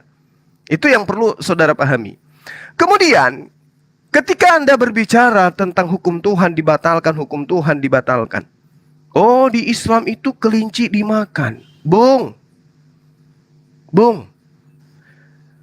Hukum Taurat itu diperuntukkan bukan untuk seluruh umat. Hukum Taurat itu diperuntukkan untuk Bani Yakub, untuk Bani Israel. Hukum Tuhan berlaku kepada Bani Israel. Ada dalilnya? Ada. Yeremia 31 nomor 33. Aku akan memasukkan hukum Taurat kepada batin setiap Bani Israel. Apakah digenapi oleh Yesus, dilengkapi, disempurnakan oleh Yesus? Yes, aku datang hanya untuk domba-domba yang hilang dari Bani Israel.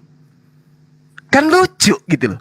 Hukum Tuhan untuk Bani Israel mengambil anak Maria menjadi tumbal di atas tiang salib untuk membebaskan orang Roma, orang Yunani, orang Indonesia dari hukum Tuhan, Taurat.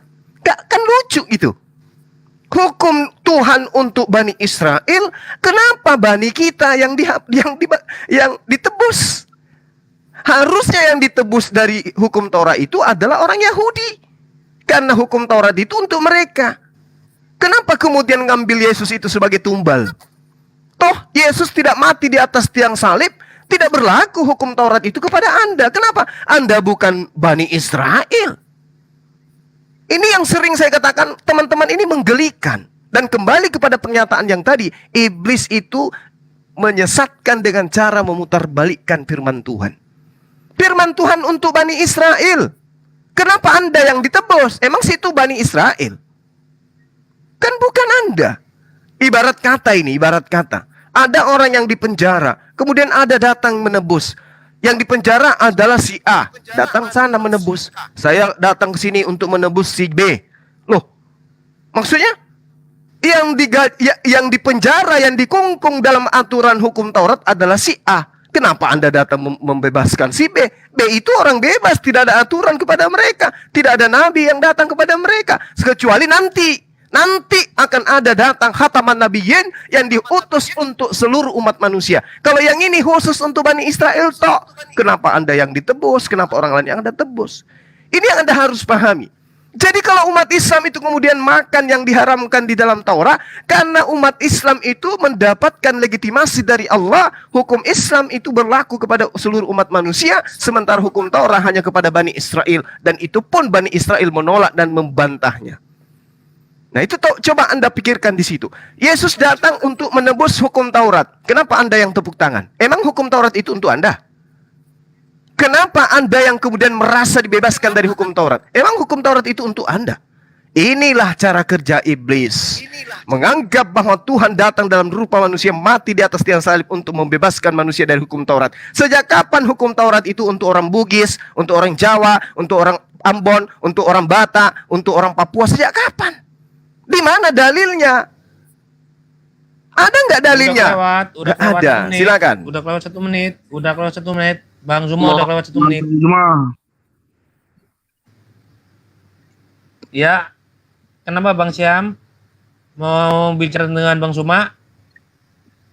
Cukup luar biasa beliau. Silakan yang Kristen, silakan. Enggak. Abang Syam, selesaikan dulu dengan Bang Suma. Baik, kalau dalam iman kami umat Islam, ya, bahwa makanlah yang halal-halal, artinya begini loh. Allah Subhanahu wa taala berfirman di surah Al-Nahl, itu sangat jelas sekali. Fakulu mimma razaqakumullah halalan thayyiban waskuru ni'matallah in kuntum iyyahu ta'budun. Maka makanlah yang halal lagi baik dan rezeki yang telah diberikan oleh Allah Subhanahu wa taala kepadamu, dan syukurlah nikmat Allah jika kamu hanya menyembah kepadanya. Jadi sudah sangat jelas sekali kalau seandainya hal-hal yang diharamkan oleh agama itu ditinggalkan oleh Islam gitu. Artinya yang dilarang seperti babi itu kan, aduh, masya Allah. Jangan disamakan dengan kelinci, Bang.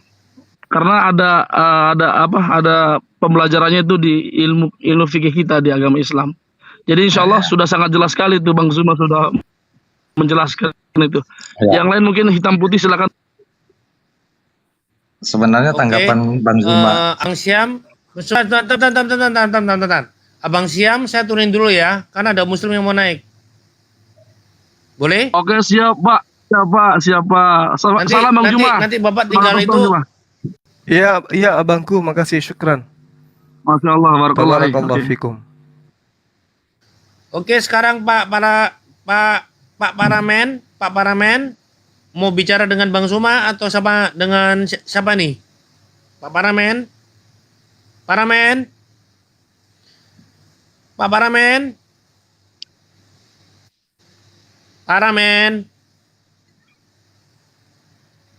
Paramen? Cekik ya.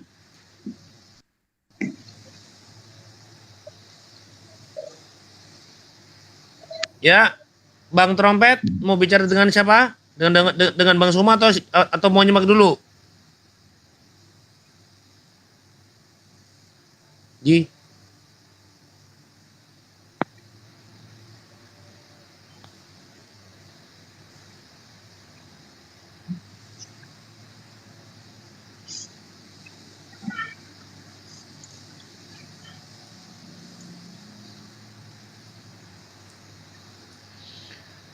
Ya udah, hitam dan putih lanjutin yang Bang Suma tadi.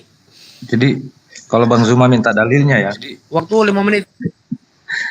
Katanya hanya untuk Yahudi, hanya untuk bangsa Israel. Ini Matius 28 ayat 19. Karena itu pergilah, jadikan semua bangsa muridku, dan baptislah mereka dalam nama Bapa dan Anak dan Roh Kudus, dan ajarkanlah mereka melakukan segala sesuatu yang telah kuperintahkan kepadamu. Dan ketahuilah aku menyertai kamu senantiasa sampai kepada akhir zaman. Itu seluruh bangsa Bang diperintahkan. Nah, yang blunder itu ketika Abang berkata hukum Taurat hanya untuk Yahudi, tetapi Muslim sendiri klaim bahwa mereka mengimani Taurat, bahkan tidak makan babi dan disunat. Nah, Anda sendiri yang blunder dengan pernyataan Anda itu ya. Nah, sedangkan di Kristen, hukum Taurat sudah digenapi oleh Tuhan Yesus Kristus, dan Tuhan Yesus sendiri memerintahkan untuk menjadikan seluruh bangsa muridnya dan mengajarkan segala yang diajarkan dia kepada para muridnya itu. Itu Bang ya. Jadi bukan hanya untuk bangsa Israel Tuhan Yesus itu. Sudah jelas amanat agungnya di situ untuk segala bangsa.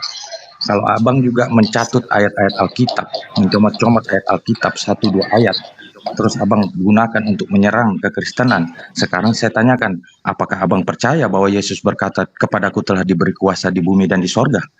Tuhan Yesus mengampuni dosa. Tuhan Yesus berkata, aku ada sebelum Abraham ada. Harus Abang konsisten terima semua ayat firman Tuhan itu dan percaya. Jangan hanya 1-2 ayat Abang pakai gitu.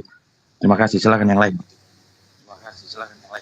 Masih ada banyak waktu, 3 menit lagi Bang. Masih ada banyak waktu 3 menit. Kalau saya sudah cukup Bang, sudah cukup jelas itu. Silakan Kristen yang lain. 2 menit. Enggak, gua kan host. John Panjaitan dong. 2 menit. Sudah, John Panjaitan. Ada yang mau tambahin? Udah dulu. Ya, sudah jelas ya udah, penjelasan okay. Bang Lanjut, Hitam Bang dan Zuma. Putih itu Udah jelas. Diskon. Cukup udah Diskon tuh. 2 menit. Buat bangsa-bangsa, Ya. bukan hanya untuk Ya, Israel. sekarang oke. Sekarang Dokter Aman, Bapak Dokter Aman, Bapak mau bicara dengan Bang Suma? Enggak. Saya sama-sama Bang Suma. Assalamualaikum Oke, Bapak nyimak ya. warahmatullahi wabarakatuh. Kanda. Waalaikumsalam Dinda. Halo. Oke.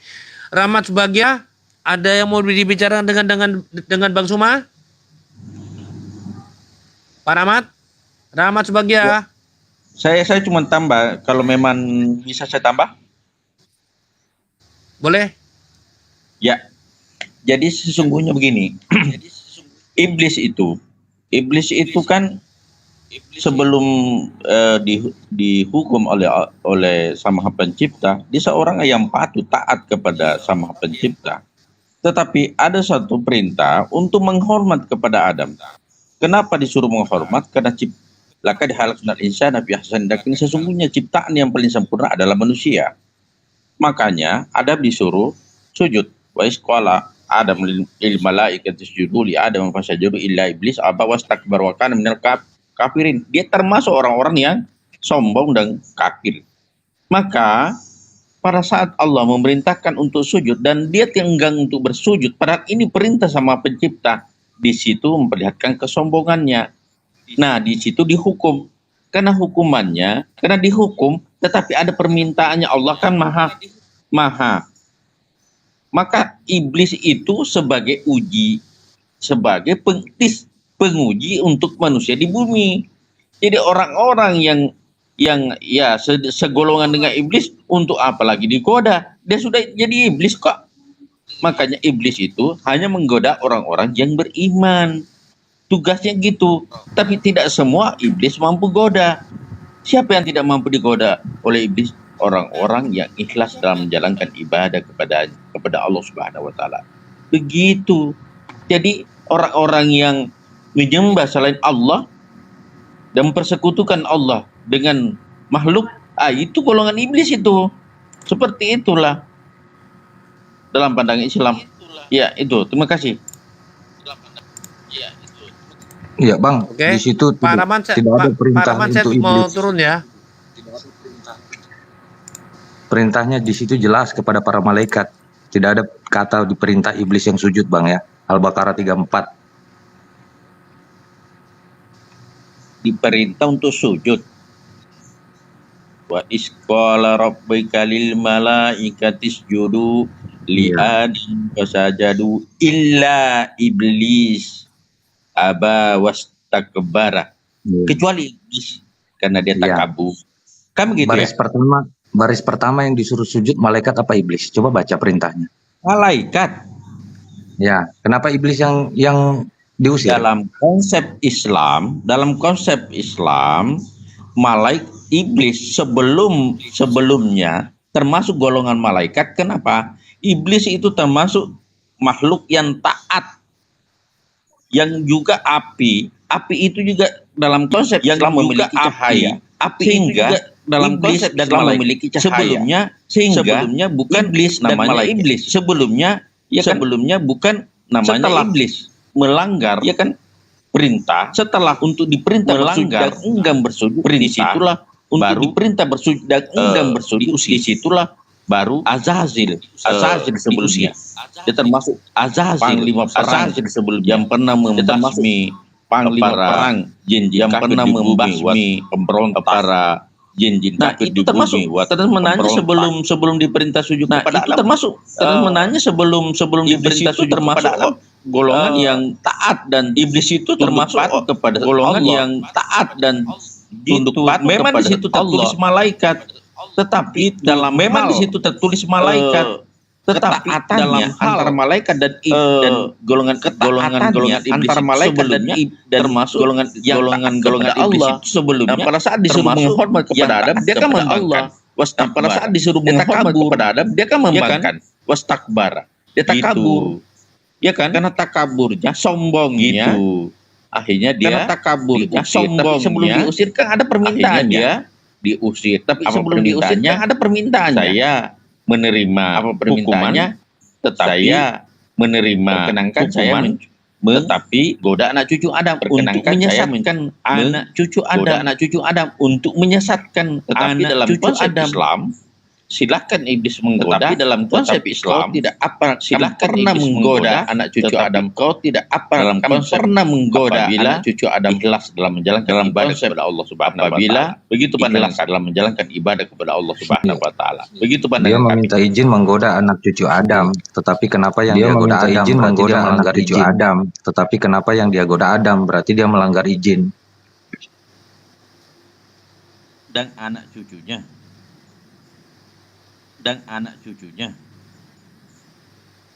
Gitu. Adam dan seluruh anak cucu Adam. Gitu. Termasuk Anda sekarang seluruh anak cucu Adam. Termasuk Anda Adam dan sekarang. anak cucunya berarti diralat yang tadi Bang ya.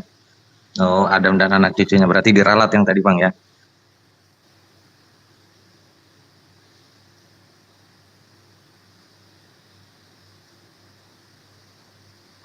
Oke Bang Candi, saya pamit dulu mau kerja. Sebentar lanjut lagi ya. Oke Bang Candi, saya pamit dulu mau kerja. Bang Sebentar Emi lanjut official. lagi ya. Ada yang mau ditanyakan, Oke. Pak? Bang Emi Oke Bang official. Zuma, Pak Ada yang mau Rahman, dan ditanyakan, yang lain Pak? makasih ya. Oke Bang Zuma, Pak Rahman, dan yang lain makasih ya. Oke Bang, makasih. Emi Oke, official. oke Bang, makasih. Islam atau Kristen? Ya, Emi selamat. official. Saya Kristen dan Islam atau saya Kristen, tertarik ya? tadi pembahasan Saya hitam Kristen putih dengan Bang dan Zuma. saya tertarik tadi mengenai pembahasan Yesus hitam putih datang dengan Bang hanya Zuma, untuk kepada mengenai Bani Israel. Yesus datang dan hanya tadi dijelaskan oleh kepada hitam dan Bani putih Israel. berdasarkan Dan Matius tadi pasal dijelaskan 28 oleh ayat hitam 16 dan putih 20, berdasarkan Matius itu pasal 28 merujuk ayat 16 dan kepada 20, momen di mana itu Yesus sudah naik merujuk ke sorga. kepada momen Tetapi di memang mana Yesus kalau sudah kita naik ke melihat sorga. pada Yohanes pasal Tetapi yang pertama memang ayat yang kalau ke-11, kita melihat dia pada mendatangi Yohanes pasal yang kepunyaannya, pertama ayat tetapi yang ke-11, kepunyaannya dia itu mendatangi tidak menerima dia, tetapi kepunyaan kepunyaannya itu di situ itu memang merujuk tidak kepada menerima dia. Bani Kepunyaannya Israel. itu di situ Tapi kalau memang kita merujuk lihat kepada ayat di bawahnya, Bani ayat Israel. 12 dan Tapi ayat kalau yang kita lihat ke-13, ayat di itu bawahnya, merujuk ayat kepada 12 dan siapa ayat yang saja ke-13 yang itu mau merujuk menerima kepada Yesus siapa sebagai Tuhan saja dan juru selamat, yang mau menerima dia Yesus diangkat sebagai menjadi Tuhan dan juru anak selamat, yang Allah, secara dia otomatis diangkat menjadi anak Israel, Allah yang secara otomatis Ya, kita tadi sudah patut dijawab bersyukur sudah. secara rohani. Ya, kita patut Ya, kita tadi sudah patut dijawab bersyukur sudah. Yahudi Ya, secara kita jasmani patut bersyukur, tapi kita bukan adalah Yahudi Israel secara secara rohani. jasmani. Saya pikir begitu. Tapi Bang, kita terima adalah kasih, Bang. Israel secara rohani. Saya pikir begitu. Oke, udah. Bang, Benar. terima kasih, Bang. Boleh saya menambahkan sedikit? Oke, udah, benar. Silakan, silakan. Boleh saya menambahkan sedikit? Ya, tadi sudah Silakan, dijawab silakan. bahwa itu bukan hanya Ya, untuk tadi Bani sudah Israel, dijawab tapi seluruh bahwa bangsa-bangsa, itu bukan hanya termasuk untuk Bani Indonesia, Israel, tapi Jawa, seluruh bangsa-bangsa, Madura, termasuk Batak, Indonesia, semuanya kalau Jawa, bangsa-bangsa, Bugis, Madura. Kita bicara Batak, bangsa-bangsa di semuanya sini kalau hanya bukan bangsa-bangsa untuk Israel. kita bicara Tetapi bangsa-bangsa di di sini blunder, hanya bukan untuk yang Israel. menjalankan hukum Taurat, Tetapi di sini akan juga blunder. Muslim. Seluruh yang bangsa-bangsa menjalankan juga berarti hukum dia Taurat, termasuk. juga Muslim. Seluruh Rinci, bangsa-bangsa kuku juga belah, berarti dia itu juga termasuk.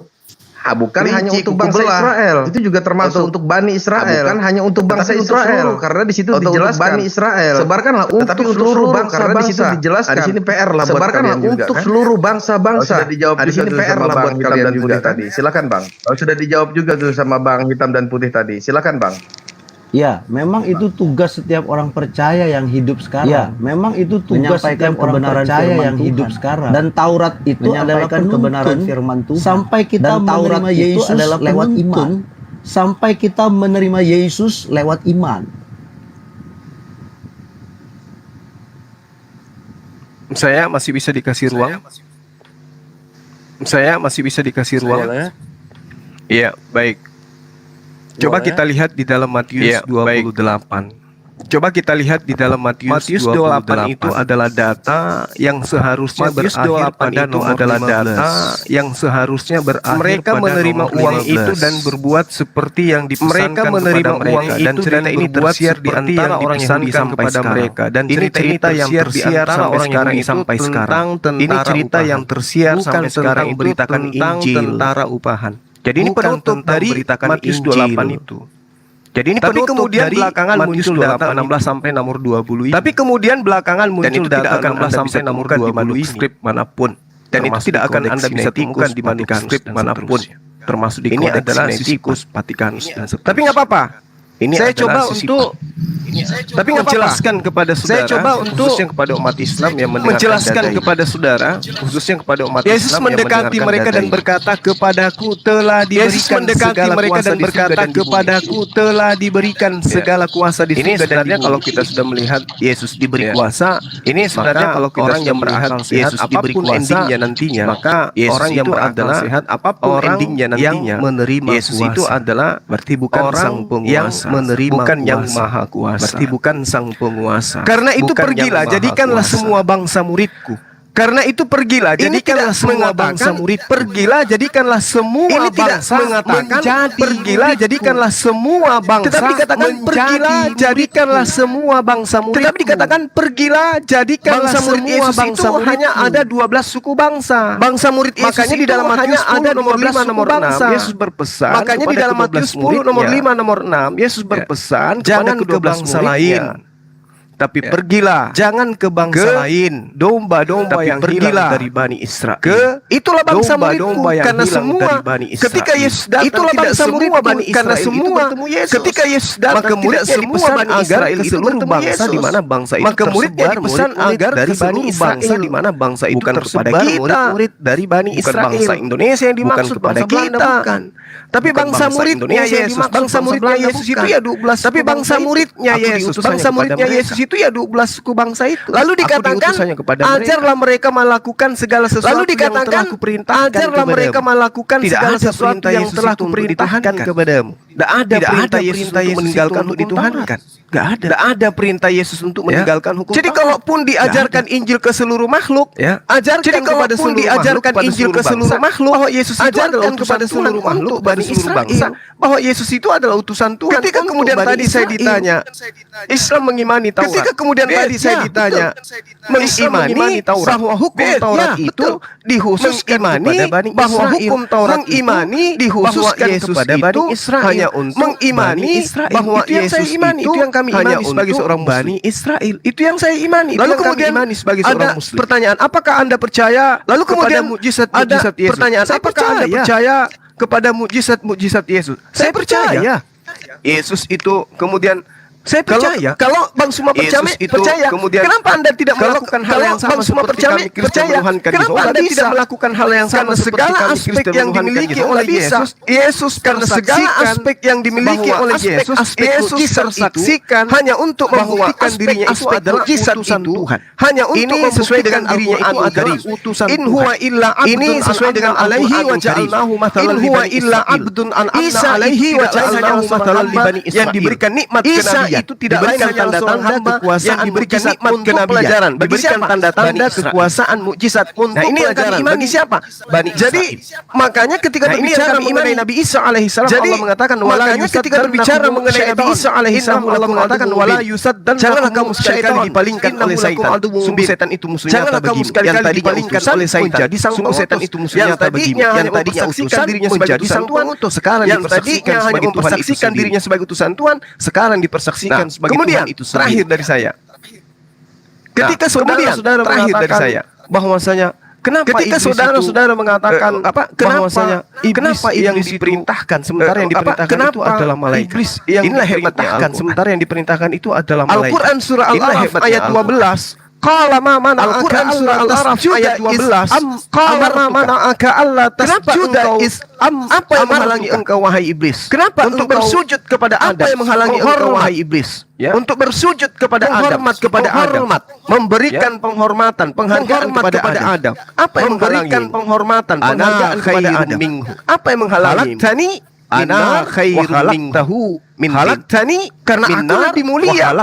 Derajatku min lebih tinggi daripada Karena aku dia. lebih mulia. Aku dari api. Derajatku Sementara lebih dia tinggi kau ciptakan daripada dari dia. tanah. Aku dari api. Sementara Itulah dia yang kau menyebabkan ciptakan sampai dari kami tanah. mengetahui bahwa ketika ada perintah Itulah wa yang menyebabkan Rabbukal sampai kami malaikati mengetahui bahwa ini. ketika ada perintah wa Kemudian iblis Rabbukal malaikati ini. bersujudlah kalian. Ya, kemudian iblis ternyata di antaranya itu ada bersujudlah pembangkang. kalian. Itulah yang disebut ternyata iblis. di antaranya Makanya itu ditanya, ada pembangkang. Itulah yang disebut Allah iblis. tasjuda. Makanya ditanya, amartuka. Ma Bagaimana Allah tasjuda is amartuka? Apa yang menghalangi? Nah sekarang begitu juga. Apa yang menghalangi teman-teman sudah? Nah sekarang begitu juga. Tidak mau menghalangi teman-teman sudah Kristen malah sujud kepada perintah bahwa dengan matinya Yesus di atas tiang salib, maka dia membatalkan dengan matinya Yesus di atas tiang salib. Yesus menerangkan, tolong dicatat ini yang terakhir. Sedangkan Yesus menerangkan dalam Yohanes, tolong dicatat ini yang terakhir. Yesus menerangkan, tapi orang banyak ini yang tidak mengenal hukum Taurat. Tetapi orang banyak ini yang tidak mengenal hukum Taurat, orang yang tidak melakukan hukum Taurat. Orang yang tidak melakukan hukum Taurat. Mengutuk orang yang tidak melaksanakan hukum Taurat. Di dalam Ulangan mengutuk orang yang tidak melaksanakan hukum Taurat. Mereka yang tidak melakukan hukum Taurat. Yesus di dalam Yohanes 7:49 mereka yang tidak melakukan hukum Taurat. Yesus di dalam Yohanes 7:49. Sekarang kira-kira Anda mereka yang tidak melakukan hukum Taurat. Sekarang kira-kira Anda terkutuk Anda tidak melakukan hukum Taurat. Silakan. Terkutuk enggak? Kan Anda tidak melakukan hukum Taurat. Silakan. Dulu. Ya, oke. Sebentar ya. Pak Cinta Sholawat Ya, mau bicara dengan Bang Suma atau gimana? Pak Cinta Sholawat mau bicara dengan Bang Suma atau gimana? Atau mau Assalamualaikum semuanya Bang Zuma, terima kasih ilmunya. Assalamualaikum semuanya Bang Zuma, terima kasih ilmunya. Sedikit menambahkan. Waalaikumsalam. Jadi saya tadi sebenarnya mau sedikit menambahkan ayat 5 dan 6 itu. Masya Allah Bang Zuma sudah menjelaskannya bahwasannya memang ke-11 murid ya, karena yang satunya sudah disalib. Ke-11 murid ya, karena yang satunya sudah disalib Nabi Isa alaihissalam atau Yesus alaihissalam itu diperintahkan oleh Nabi Isa alaihissalam atau Yesus alaihissalam itu wilayah Israel, tidak untuk keluar dari Israel. Itu wilayah Israel, tidak untuk keluar dari Israel. Kalau Anda mengatakan itu perintahnya untuk seluruh umat. Nah, jadi mana dalilnya yang mengatakan ini? Kalau Anda tadi mengatakan di Matius di mana dalilnya yang pas? Boleh saya katakan kalau Anda tadi mengatakan di Matius 28 kawan. Boleh saya Anda cek itu bukan dari ayat sumber-sumber dari Muslim. Boleh Anda cek itu bukan dari sumber-sumber dari Muslim ya, beberapa ayat yang ada di Alkitab atau Bible. Saya akan jelaskan ya beberapa ayat yang ada di Alkitab atau Bible itu. Mohon teman-teman di sini juga ya logowo sedikit. Mohon teman-teman di sini juga kisah para rasul logowo sedikit ya. Kisah para rasul catat 837 tolong dicatat. Kisah para rasul ayat 36 ya. Markus 17 nomor 16 36, Markus 9 nomor 16 46, Markus 9 Matius 17 nomor 21, Matius 18 nomor 21, Markus 18 nomor 11 sampai 20, Markus 16 ya nomor 9 dan nomor 8-nya ini tadi 20. Kalau kita dan nomor 8-nya ini aslinya itu ya, kalau kita hanya satu alinea atau satu paragraf ya. Nah, tibanya satu alinea atau satu paragraf pegang sekarang ini memiliki dua paragraf atau dan ayatnya sampai pegang sekarang ini memiliki dua paragraf dan ayatnya sampai ilmunya nomor 20. Saya izin turun, tolong teman-teman yang tadi saya katakan, masya Allah. Saya izin turun, ini tolong dicek kebenarannya apakah ini sumber dari Muslim atau tidak. Ini tolong dicek kebenarannya apakah ini sumber dari Muslim atau tidak. Silakan teman-teman. Terima kasih Bang.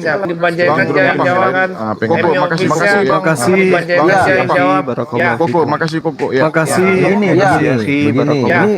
Ini menjadi semakin begini. Jadi ini menjadi semakin menarik ya. Mereka sepertinya ya Bang Zuma dan kawan-kawan ini mereka sepertinya ya Bang Zuma dan kawan-kawan ini jauh lebih tahu, jauh menerima isi Alkitab, ayat-ayat tadi yang disampaikan sebagai sifat dan sebagainya. Tadi yang disampaikan sebagai sifat bahwa dan sebagainya. Berdasarkan Yohanes pasal yang pertama ayat yang ke-11, berdasarkan memang Yesus datang pertama kepada milik kepunyaannya. Memang Yesus datang pertama kepada kembali mundur kepada perjanjian lama, bangsa Israel kembali mundur kepada perjanjian lama, bangsa Israel adalah umat yang dipilih, dikhususkan. Tapi sekian ratus tahun, sekian ribu tahun, tapi sekian ratus tahun, sekian ribu tahun, mereka menjadi orang yang membangkang. Yesus yang adalah Mesias Raja itu datang sebagai Raja Yesus yang adalah Mesias Raja itu dengan keagungan kebesaran sesungguhnya, dengan keagungan kebesarannya. Pada waktu Yesus ada di tengah murid-muridnya, betul. Pada waktu Yesus ada di tengah murid-muridnya, betul.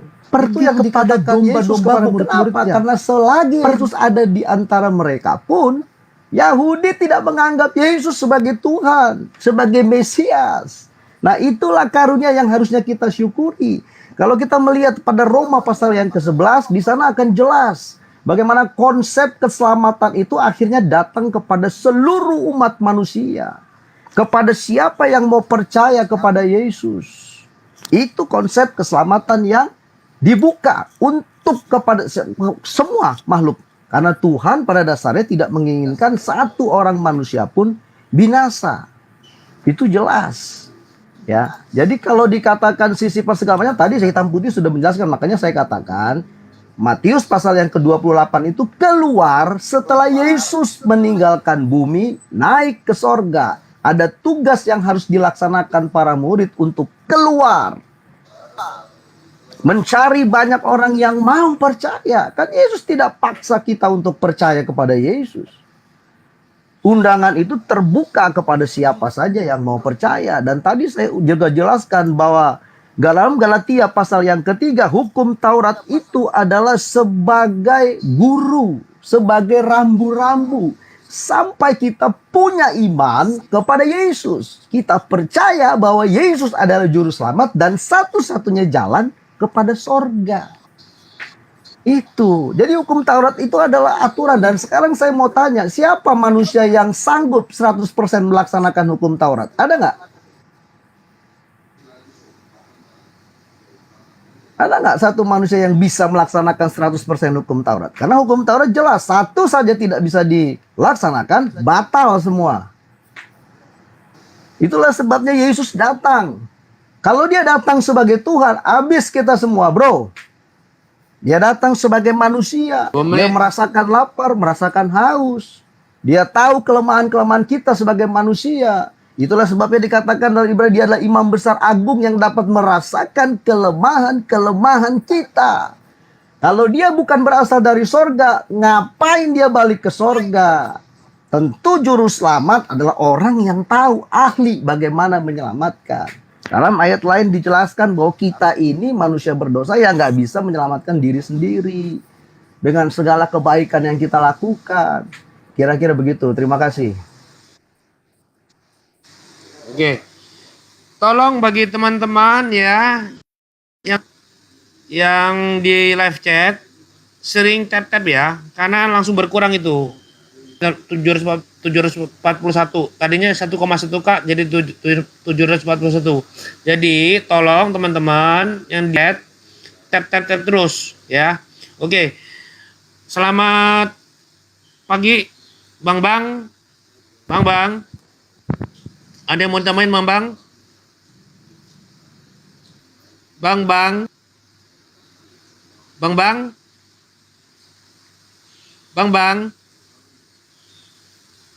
Mic-nya dibuka, Bang. Oh iya, selamat pagi host. Assalamualaikum warahmatullahi wabarakatuh. Ya. Waalaikumsalam warahmatullahi wabarakatuh.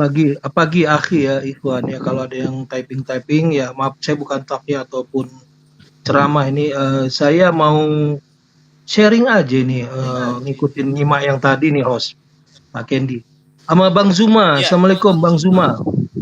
Waalaikumsalam warahmatullahi wabarakatuh. Akhirnya. Tolong maaf ya Pak ya, agak buru dikit. Soalnya yang di bawah nih Islam banyak yang mau tanya juga Pak. Siap. Ya. Jadi siap Bang Kendi. Siap Bang Kendi. Oke. Alhamdulillah. Terima kasih waktunya. Saya singkat aja nih. Bang Zuma, kita seiman ya. Alhamdulillah. Antum udah sebagai debater tapi untuk meluruskan yang dakwah. Intinya gini aja Bang Zuma. Nggak usah panjang lebar, kita balik ke mungkin Bang Zuma Al-Baqarah ya, ayat 6 Bismillahirrahmanirrahim. Innal lazina kafaru, situ disebutkan kafaru ya, kafir. Innal lazina kafaru sawa'un alaihim a'anzartahum am lam tunzirhum la yu'minun. Yang artinya ya, sama Rum ini lintas agama. Saya rasa ini cukup ini menutup semua ini Bang Zuma. Kali banyak mudarat ini ya. Dengar arti Al-Baqarah ya. Ayat 6. Sesungguhnya orang-orang kafir, kufur yang menolak itu sama saja bagi mereka engkau yaitu Muhammad Rasulullah SAW. Engkau beri peringatan ataupun tidak beri peringatan, mereka tidak akan menerima. Mereka tidak akan beriman. Itu sudah jelaskan di Al-Quran ya. Gak ada perjanjian bahwa Al-Quran itu sempurna, maha sempurna, mujizat Rasulullah SAW. Yang mana isi Al-Quran itu benar ya Bang Zuma, ini adalah kelengkapan dari isi Torah. Moses ya, pertama Moses yang dikirim, Alkitab yang kita imani sebagai umat Islam, rukun iman ketiga, Torah ya, Moses. Dan Zabur disebut Mazmur, itu dikirimkan ke David, yaitu Nabi Daud alaihissalam. Dan Injil terus terang itu diturunkan ke Nabi Isa alaihissalam. Tetapi putus sejarah terjadi zaman jahiliyah. Mulailah situ Allah mengutus namanya roh kebenaran, ada di surat ya Kidung ya, bisa baca itu ya.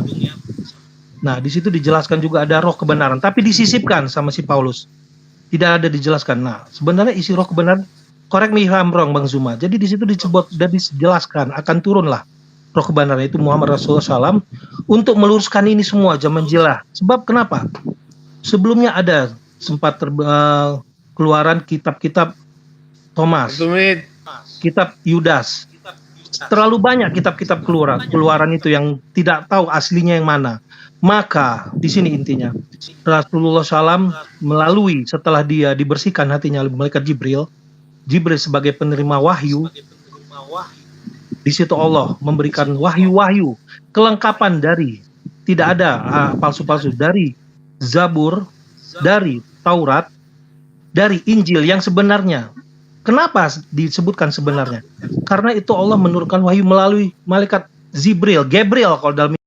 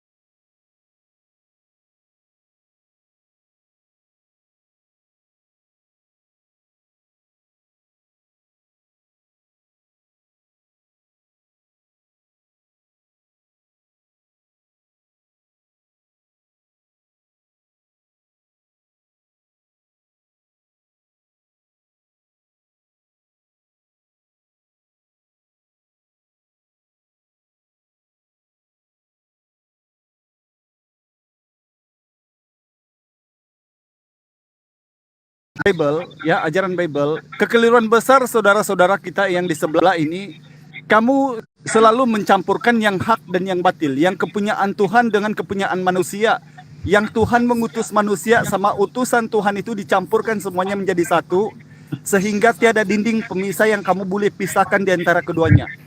Mengenai ayat sisipan, itu saya menambahkan juga sedikit. Seperti di 1 Yohanes 5 ayat 7 itu terjadinya hasil konsili Nisia atau konsili Kalkidon, atau yang di dalam Injil Markus ayat 16 itu hanya sampai 8 menurut Anglican, kemudian dalam Katolik juga ada sampai 9, bahkan ada sampai 20. Itu sama perintahnya dengan Matius. Tadi di Matius 28 ayat 16 dan seterusnya itu. Itu kan semua hal-hal yang tidak alkitabiah, yang sudah jelas di mata kalian, yang kamu nampak, bahkan ada Google yang membantu kamu untuk menelaah, ini kitab yang seperti ini, bolehkah diimani sebagai acuan untuk bertuhan? Ya kan? Sementara hukum-hukum yang diterapkan di dalamnya, saya mau tanya sama kamu, daripada Babilonia ke tanah Mesir, sampai kepada jajahan Roma, yang dibawakan datangnya Yesus kepada Bani Israel, ada tidak satu orang yang pernah meninggal karena melakukan hukum Taurat? Coba kamu tunjuk ke saya. Buktinya, Islam ini melakukan hukum Taurat walaupun kemudian ada ajaran-ajaran yang diringankan oleh Allah Subhanahu wa taala. Karena manusia ini akan bertambah banyak. Tidak mungkin makanan yang dulu-dulunya semuanya diharamkan seperti yang sekarang ini kamu bilang ini kamu makan. Padahal kalau Kristen itu saya bilang aja sama kamu ya. Itulah kapal terbang sama pesawat yang tidak dimakan sama besi. Ya toh? Padahal itu terangkum semua daripada ajaran kitab-kitab sebelumnya. Itulah buktinya Islam ini benar melalui ajaran di Bible kamu sendiri. Ada minimal 8 kriteria yang terdapat dalam Bible. Islam perbuat kamu sebaliknya. Kamu membangkang itu. Ajaran Taurat itu kan jelas. Seperti di Lukas 16 nomor 17. Kata Yesus, lebih mudah langit dan bumi ini lenyap runtuh daripada satu titik daripada hukum Taurat. Dalam Matius 5 dari 17 sampai 20. Nah kamu ini teman-temanku, saudara-saudaraku Kristen, sebenarnya kamu berbuat apa sebenarnya? Bila kamu mengatakan kami melakukan hukum Taurat, seakan-akan kami adalah orang Yahudi. Kamu bahkan beriman dengan kitab-kitabnya orang Yahudi. Tokohnya Bani Israel yang kamu anggap Tuhan, ya sebentar. Tokohnya Bani Israel yang kamu anggap Tuhan, malahan kamu bangkang. Di samping kamu fitnah menjadi Tuhan, di samping kamu tidak melakukan syariatnya, ya toh? Sekarang kamu mempersalahkan Islam. Padahal Islam ada dinding pemisah di antara ajaran para nabi, ajaran dari Tuhan, wahyu dari Tuhan dan siapa utusan Tuhan. Semuanya sudah dijelaskan terpisah. Dan alhamdulillah sampai saat ini pun kami orang-orang Islam yang masih melakukan hukum Taurat itu, seperti hal-halnya bersunat dan tidak makan babi, masih juga hidup. Bahkan kami bertambah banyak, insya Allah suatu hari nanti umat Islam itu akan bertambah banyak di muka bumi. Dan umat Islam itu yang menjadi rahmat yang ditunjuk langsung dalam surah Al-Anbiya 107. Mungkin begitu saja, saudaraku. Terima kasih. Ini pesan Zuma. Ya. Ya, tolong Pak Joni Panjang. Joni, selamat nih Joni ya. Selamat pagi Joni. Ini saudaraku juga Joni. Pagi juga, Bang Pika ya. Aduh, takut saya kalau ada di samping saya ini. Hah? Kenapa Bang Pika keluar? Nggak apa-apa. Nggak apa-apa. Biarin aja. Dia soalnya Bang tiga pertanyaan tadi kan dari Bang itu semua, Bang Emi jelasin semua. Jadi saya panggil ini soalnya banyak Muslim yang mau naik. Halo, ya, bagaimana? Ya kan, Bang Emi, 10 menit. Jadi begini, tadi saya cuma 10 menit deh. Saya tidak mau mengatakan bahwa di luar Alkitab itu adalah kitab yang sempurna, tidak. Tapi saya merujuk kepada Yohanes pasal yang pertama, ayat yang pertama. Sudah jelas dikatakan di sana, pada mulanya adalah firman. Firman itu bersama-sama dengan Allah dan firman itu adalah Allah sendiri. Jadi Alkitab yang dikanonkan, yang berisi 66 kitab, 39 kitab perjanjian lama dan 27 kitab perjanjian baru, itulah yang kami imani sebagai firman Tuhan dan adalah Allah sendiri. Kalau tadi dikatakan ada kitab Yudas, Barnabas segala macam, boleh-boleh saja, sah-sah saja. Toh semua orang bisa membuat yang namanya katanya kitab suci, silakan saja. Tapi yang diimani oleh orang yang percaya kepada Yesus adalah 66 kitab yang sudah dikanon. Itu jelas adalah firman Allah yang hidup. Firman Allah itu adalah Allah sendiri. Jadi sempurna. Di situ juga diatur bagaimana dari kitab Taurat. Tadi sudah dijelaskan berulang-ulang kali. Bahwa kalau kita mau bicara kitab yang namanya hukum Taurat, sampai hari ini pun hukum Taurat itu masih menjadi pengawas kehidupan kita yang belum beriman kepada Yesus. Kalau tadi dikatakan ada orang-orang yang percaya mengimani Torah yang ditulis oleh Musa, ya itu harusnya kita maju, dituntun oleh hukum Taurat tersebut, melakukannya tidak pada hanya poin-poin tertentu atau kita pilih-pilih yang bisa kita lakukan. Yang tadi dikatakan diringankan, nggak bisa. Hukum Taurat itu 100%, satu saja tidak bisa lakukan, batal, bro. Jadi nggak ada pilih-pilih di situ. Hukum Taurat itulah yang menuntun kita sampai kita punya iman kepada Yesus, itu jelas. Karena kalau kita mau melebar lagi di luar itu, banyak ayat yang menjelaskan kenapa kita harus percaya kepada Yesus. Bukan kita menuhankan manusia. Sekarang saya coba mau tanya, siapa manusia yang melakukan mujizat sebanyak yang Yesus lakukan? Siapa? Satu saja saya minta namanya. Ada nggak? Yang sebanyak Yesus lakukan mujizat selama 3,5 tahun pelayanan Yesus di bumi. Siapa manusia yang dapat melakukan mujizat itu? Satu saja saya mau tanya. Nggak ada. Kenapa tidak ada? Ya karena Yesus itu adalah Tuhan 100%, manusia 100%. Jadi bukan kita menuhankan manusia, bro. Yesus itu sudah jelas kalau kita melihat kebenaran firman Allah, dia lahir dari Roh Kudus. Gitu. Jadi kira-kira begitu, Bang. Terima kasih, Bang. Oke. Bang Ali bin Talib, ada yang mau dibicarakan? Bang Ali bin Talib. Jadi sekalian langsung dikompres. Aku bukan ahli Alkitab, bukan juga ahli Al-Quran ya. Tapi kejelasan dalam Al-Quran itu sudah asli dari 1400 tahun yang lalu. Coba kalau kitabnya orang Kristen satu aja, Hebreu atau Arameak berdialek Syarak. Jangan menurut Barnabas atau Paulus atau apa itu. Jangan yang kayak gitu. Soalnya susah keasliannya.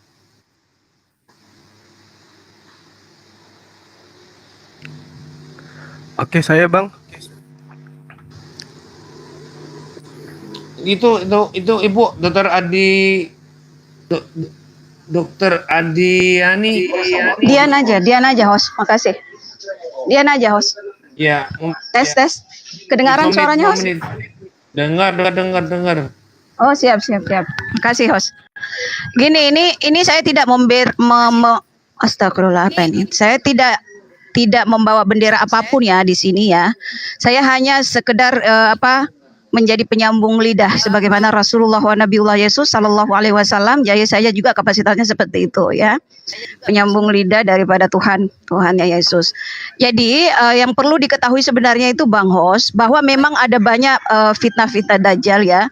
Itu pandemi wabah al-fitnah ad-dajjal itu luar biasa memang. Sampai banyak fitnah dajjal yang sebenarnya sifatnya recehan. Karena itu untuk memblurkan fitnah dajjal yang utama. Apa yang disebut fitnah dajjal utama itu adalah membuat kita ini umat manusia atau Bani Adam atau keturunan ataupun anak cucu dari Rasulullah Nabiullah Adam sallallahu alaihi wasallam yang adalah orang Arab. Ya, orang di Jazirah atau semenanjung Arab adalah sebenarnya satu. Ya, kita satu dalam fitrah. Semua manusia itu ya bahkan batu fitrahnya itu semua adalah muslim, adalah Abdullah, adalah sosok hamba yang penurut, sosok makhluk yang penurut.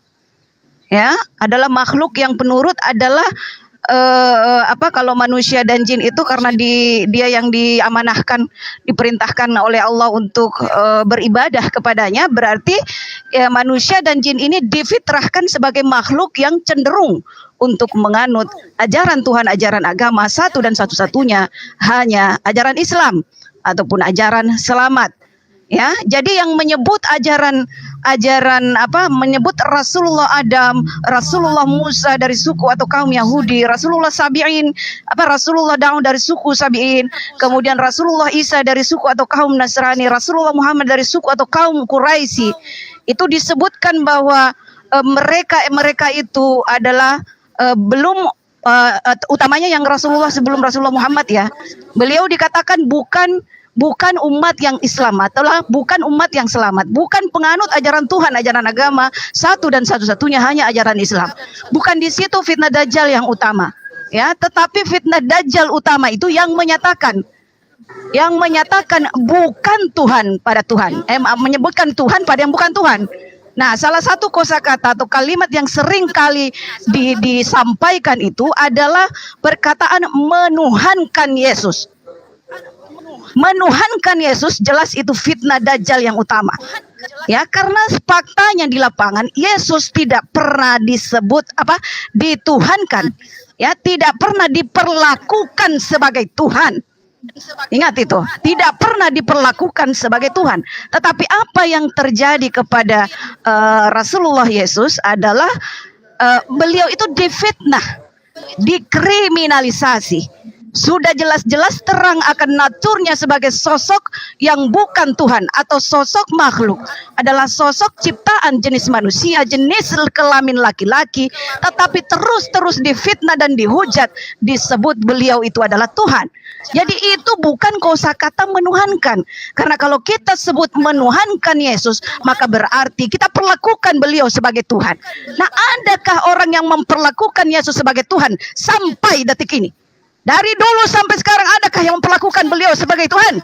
Gak ada. Dahulu di zamannya beliau dicap gila. Adakah yang mencap gila kepada Tuhan? Tidak ada. Dari dulu itu beliau diusir dari kampungnya sendiri. Ya, adakah yang memperlakukan Tuhan seperti itu biadabnya? Kemudian Rasulullah Yesus kemudian dikriminalisasi, difitnah, disebut penghujat Tuhan.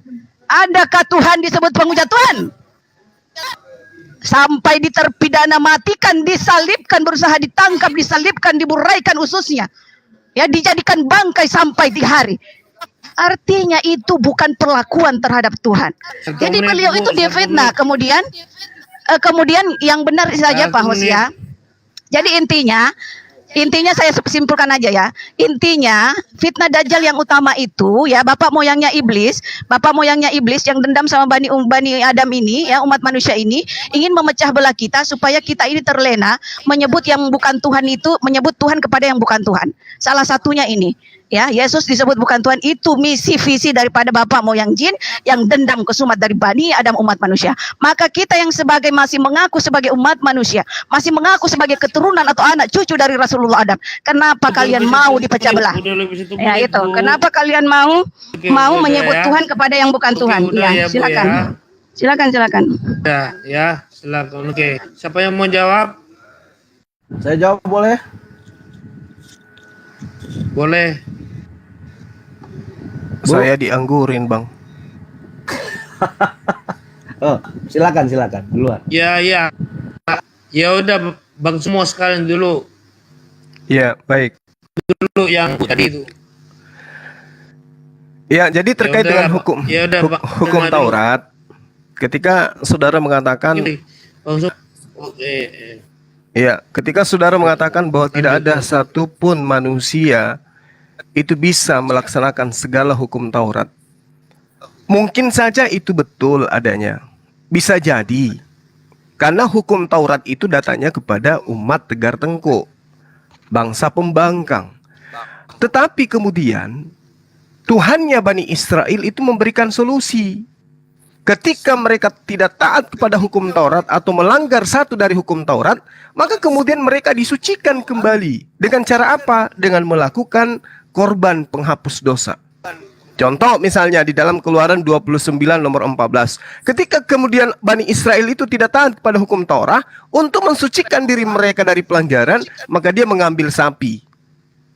Lalu kemudian kulitnya, kotorannya, dagingnya itu dibakar habis. Sebagai apa? Sebagai penebus dosa, sebagai penghapus dosa, sehingga dosa mereka terhapuskan kembali.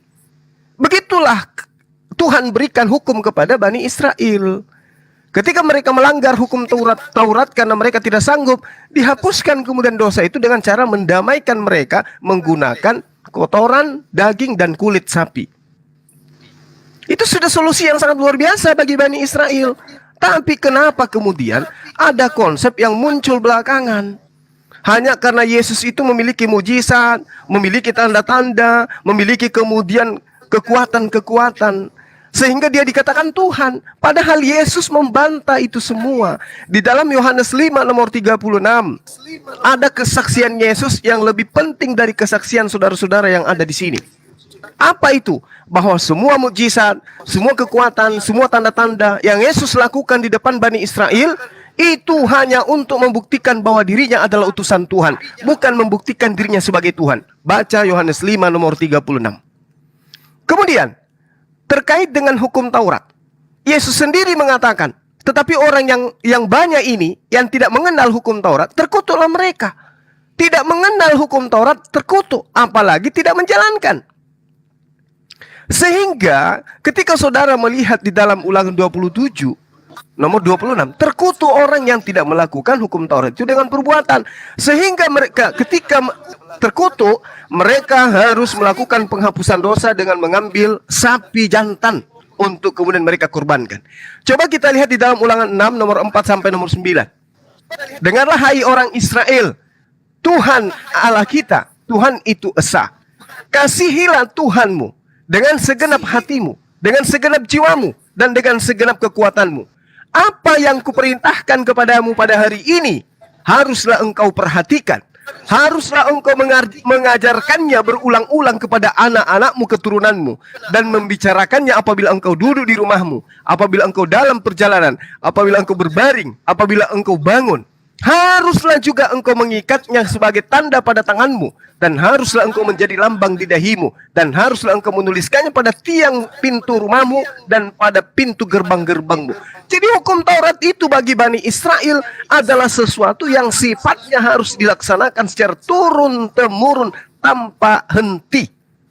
Tapi kemudian kenapa muncul ajaran yang nongol belakangan, Galatia 3 nomor 13, Kristus telah menebus kita dari kutuk hukum Taurat. Sejak kapan hukum Taurat itu adalah kutuk? Dengan jalan menjadi kutuk karena kita. Sebab ada tertulis, terkutuklah orang yang digantung pada kayu salib. Sejak kapan kemudian hukum Taurat itu disebut kutukan? Ini inspirasi siapa? Ini ide siapa? Kok bisa-bisanya hukum Tuhan yang Tuhan katakan tuliskan di jidatmu, tuliskan di tiang rumahmu, tuliskan di pintu gerbangmu, ajari anak-anakmu, keturunanmu untuk menjalankan hukum Taurat, kok tiba-tiba menjadi kutukan hukum Tuhan itu?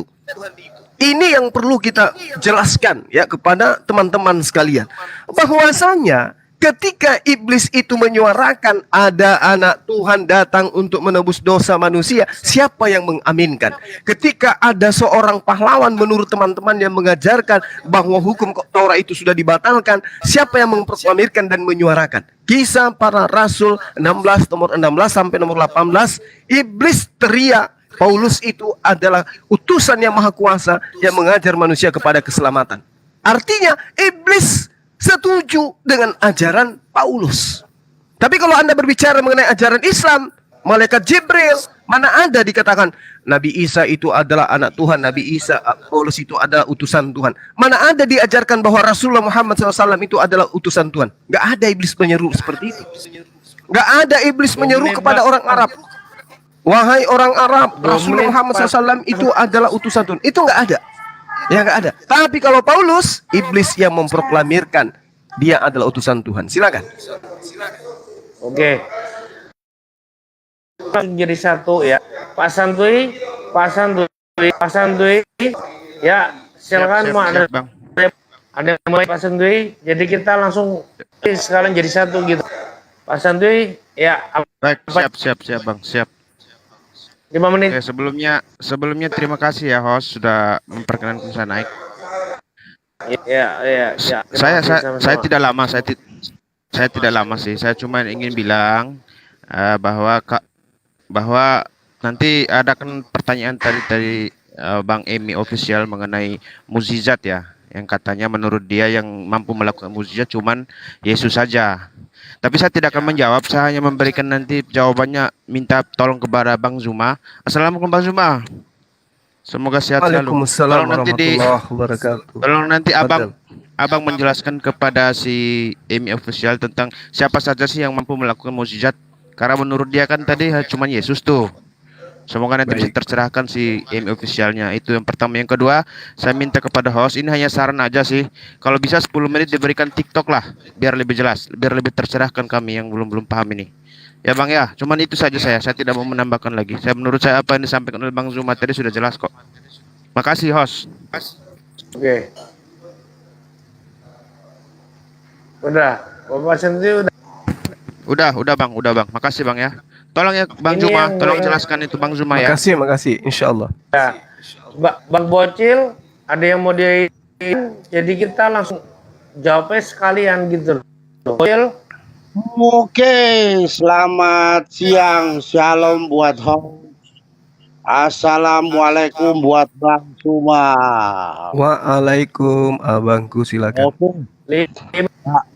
Oke. banyak antri. Halo. Silakan Mujil. Apa yang mau Oke. disampaikan? Jadi begini Bang Suma yang terhormat. Dari tadi saya mengamati bahwa Bang Suma ini terlalu pinter ya untuk memutar balikan fakta, mempelintir-pelintir ayat Alkitab untuk memberitahukan memberitahukan kebohongan ya. Jadi begini Bang Suma. Jadi ketika Bang Suma mengatakan bahwa Yesus itu bukan Tuhan, Yesus adalah Nabi. Bagi kami orang Kristen, kami tidak mengalergi ketika suara saya kok itu double ya. Jadi begini Bang Suma, bisa dengar ya? Bisa dengar ya? Halo? Ya, dengar, Saya bisa, dengar, Bang. Pak. Dengar, Oke. Bang, dengar. Silakan. Bang Suma. Jadi begini Bang Suma, kami orang Kristen tidak pernah mengalergikan ketika Yesus itu dikatakan bahwa Yesus itu adalah Nabi.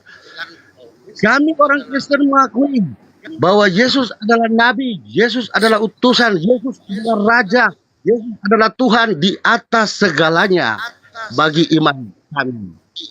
Jadi begini Bang Suma, kalau Bang Suma mengatakan bahwa Yesus adalah Nabi, kita harus samakan persepsi dulu.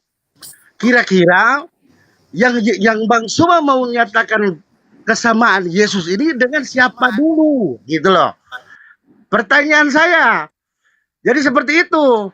Bang Suma harus jujur terbuka bahwa Bang Suma harus menyamakan yang Bang Suma ingin menyamakan ini dengan siapa, kan seperti itu. Saya tanya dulu gitu Bang Suma, yang Bang Suma ingin menyamakan ini dengan siapa, kan seperti itu.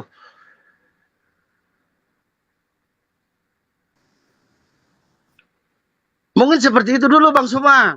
Jadi Bang Suma ingin menyamakan. Ya, silakan Bang. Poinnya apa ini Bang? Enggak gini.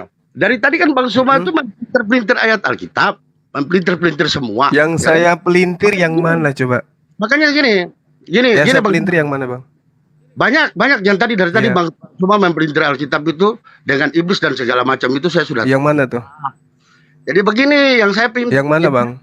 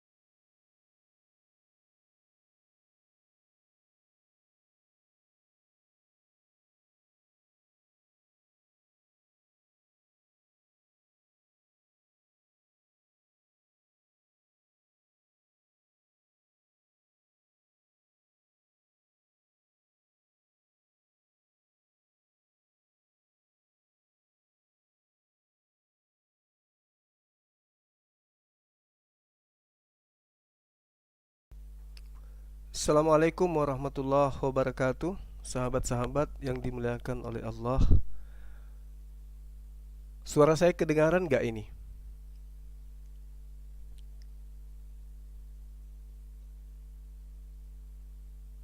Suara saya kedengaran gak, teman-teman?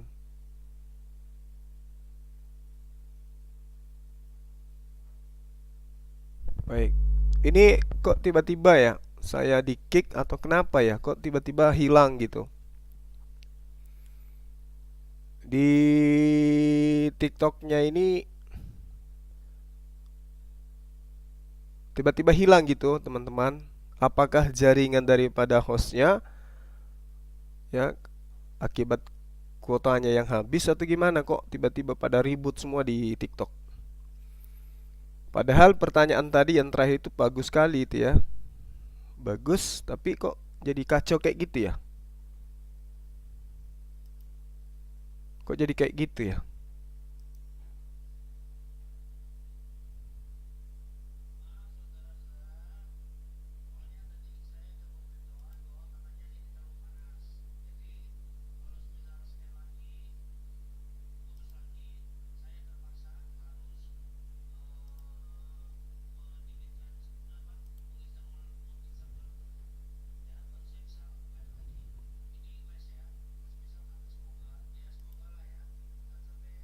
Lagi. Ini les ya. Kalau Ya, misal sampai teman-teman, semoga kembali ya ke semoga lah ya. pembicara ya. Jangan sampai Katanya ada gangguan jiwa jaringannya. Kok gangguan jiwa? Gangguan semoga jaringan katanya, teman-teman. Aduh, sayang terputus ya. iya, soalnya ini dia ada pemberitahuan panas katanya. Iyalah, gua live dari jam berapa? Gua live dari jam 12. Kasih es batu bang, kasih es batu bang. Bang Juma mana Bang Juma? Bang Juma. Tuh Bang Juma nggak nongol lagi tuh. Oh. Udah. Tuh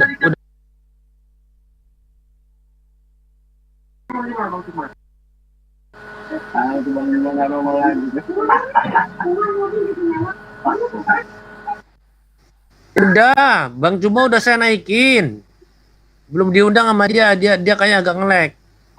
Bang Juma naik dong. Bang Juma naik. Bang Juma naik tangga. Udah on tuh, udah muncul tuh. Alhamdulillah. Bang Juma. Udah muncul, Oke, udah. Mas. Oke lah. Sorry Bang Juma. Tadi itu saya ini live mulai dari jam 12 malam, ya kan? Nah, sampai jam segini saya belum off nih.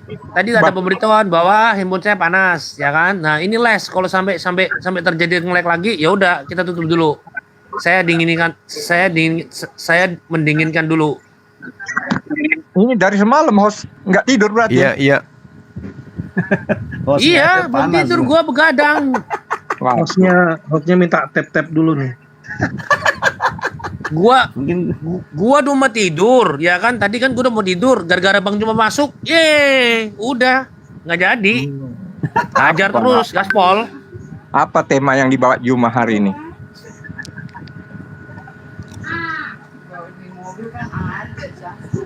Saya boleh nanya Bang terkait Zuma yang dulu? dibahas tadi itu. Bentar. Gini, ini ya. Ini aja udah banyak sekali Islam mau masuk ya. Sekarang begini, Andi Kurniawan, apa yang lu mau bilang sama Andi Kurniawan apa? Coba, lu mau apa? Jadi biar jadi satu gitu loh. Jadi nggak ribet. Jadi kita bahasnya langsung sekalian gitu loh, ngerti gak? 5 menit. Jadi kita bahasnya langsung 10 menit. Nah, gitu aja udah. Iya, ngerti. Ngerti kan maksud saya? Ya udah, lu apa yang mau ngomong? Coba, lu mau ngomong apa? Ini tadi kan punya Bang Zuma kan kena itu kan mati. Coba terusin dulu punya Bang Zuma itu mau ngomong apa dia? Loh, berarti lu nggak lo? Nah, berarti lu Bang Andi mau ngomong apa? Bang Andi mau ngomong apa? Mau nambahin apa? Ini Nyambung aja. Hah? Lu mau nyimak doang? Ya. Nyimak turun dulu lah. Ganti yang mau nanya aja. Iya, jadi sekalian gitu loh maksud gua. Soalnya ini Islam banyak yang mau yang dibawa banyak, Bro. Ya, Pak Ahmad, ada yang mau dibicarakan, Pak Ahmad? Pak Ahmad? Iya, Ya, monggo. mau tanya ini. Assalamualaikum. Waalaikumsalam. Nah, Ya, ada yang mau ditanyain? Udah tahu. iya. Terus terang terasa berat ini, Mas. Terasa berat pertanyaannya Berat ini. opo? Duh, yo sampean iki ape arep ngomong apa?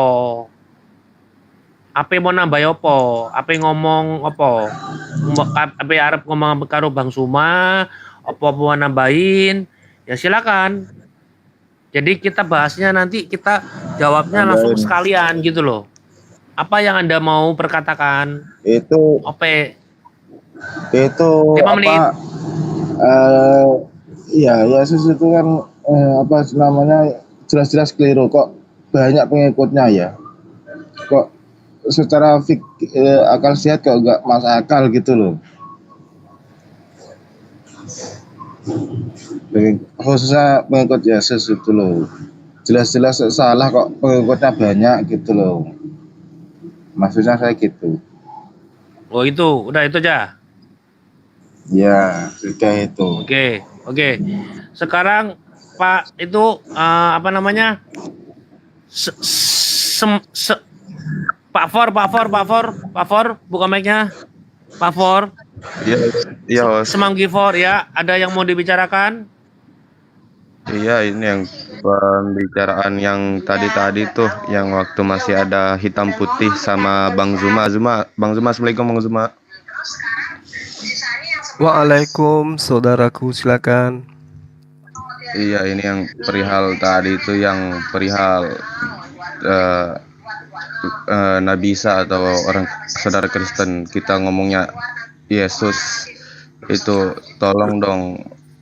Saya mau nanya nih khusus ke orang-orang Kristen, ada nggak sih dalam semua kitab Alkitab atau Bible atau apapun itu yang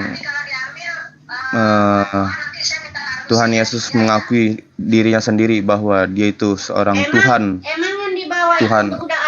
bukan nabi atau apapun itu.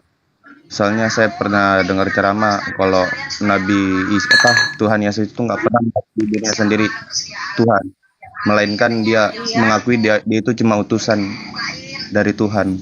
Ya, sekian, terima kasih. Oke. Anak gengsep, ada yang sekarang yang mau dibicarakan? Setelah itu langsung ya, ada yang mau ditambahin? Setelah itu gantian nanti kita yang bicara. Saya ingin menambahkan punya Bang Zuma. Assalamualaikum Bang Zuma. Waalaikumsalam warahmatullahi wabarakatuh. Silakan. Jadi tadi yang Emi itu bilang apa? Mana ada yang bisa mujizatnya sama seperti Yesus, mana ada? Kata siapa yang nggak ada? Anda minta yang mana? Anda mintanya contohnya Yesus bisa menghidupkan orang yang sudah mati, bisa menghidupkan sesuatu yang mati. Nabi Ibrahim juga bisa kok.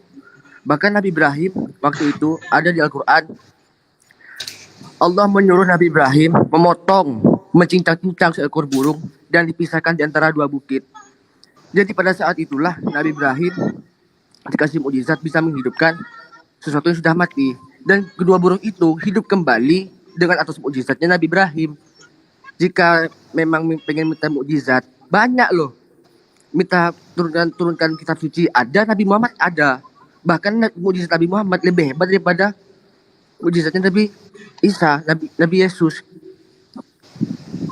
Itu mungkin cukup itu saja dari saya. Terima kasih. Assalamualaikum. Oke. Ya, silakan Pak Emi atau John Peter yang mau jawab. Pak Emi, jadi saya juga bisa. Saya mau jawab sedikit. Sebetulnya Bang Zuma ini kalau dia memahami hukum Taurat secara keseluruhan, dia akan dapat mengenal siapa itu Yesus. Ya. Jadi kalau tadi ibu siapa itu namanya itu tadi, dia bilang ini gini, Yohanes 13 ayat 13 itu di sana jelas dikatakan bahwa kamu menyebut aku guru dan Tuhan, dan katamu itu tepat. Sebab memang akulah guru dan Tuhan. Itu pernyataan Yesus. Dan saya tadi katakan, kalau kita menghitung secara kasar, ada sebanyak 153 mujizat yang Yesus lakukan selama pelayanannya 3,5 tahun. Mulai dari hal-hal yang kecil sampai membangkitkan orang yang sudah mati. Kalau kita mundur ke perjanjian lama, ada juga nabi yang diberikan kesempatan untuk melakukan mujizat. Tapi yang saya tanyakan tadi, adakah yang dapat melakukan mujizat sebanyak yang Yesus lakukan? Disitulah menunjukkan ketuhanan Yesus, kuasa Yesus sebagai Tuhan yang menjadi manusia. Tadi Bang Zuma juga menyinggung Kisah Rasul pasal 16. Kalau kita melihat dalam Yakobus pasal yang kedua, ayat yang ke-19, di sana dikatakan setan-setan itu juga percaya dengan Tuhan. Bukan setan memproklamirkan pekerjaan Paulus, bukan. Tapi setan tahu siapa Tuhan yang sesungguhnya. Siapa Tuhan yang sebenarnya. Dan dia memberitahukan apa kalimatnya di situ. Jalan keselamatan. Jadi Paulus memberitakan jalan keselamatan. Setan pun tahu. Dan tugas setan adalah menghalangi supaya orang jangan beroleh keselamatan. Kira-kira gitu sih Bang Zuma. Itu Bang Zuma itu sebenarnya sudah enak sekali itu ya. Memahami hukum Taurat. Tapi dikatakan gini. Kalau orang berbuat dosa, korbankan sapi. Bukan cuma sapi. Jadi tergantung tingkat kemampuan pribadi masing-masing. Dari mulai yang besar itu sapi sampai tekukur, merpati yang kecil, orang yang susah itu ada. Tapi yang saya mau tanya, apakah korban-korban tersebut mampu menebus dosa yang dibawa oleh Adam dan Hawa? Tentu tidak. Ada sekian banyak nabi yang hidup dalam zaman perjanjian lama. Kerjanya mengingatkan, dan mengingatkan.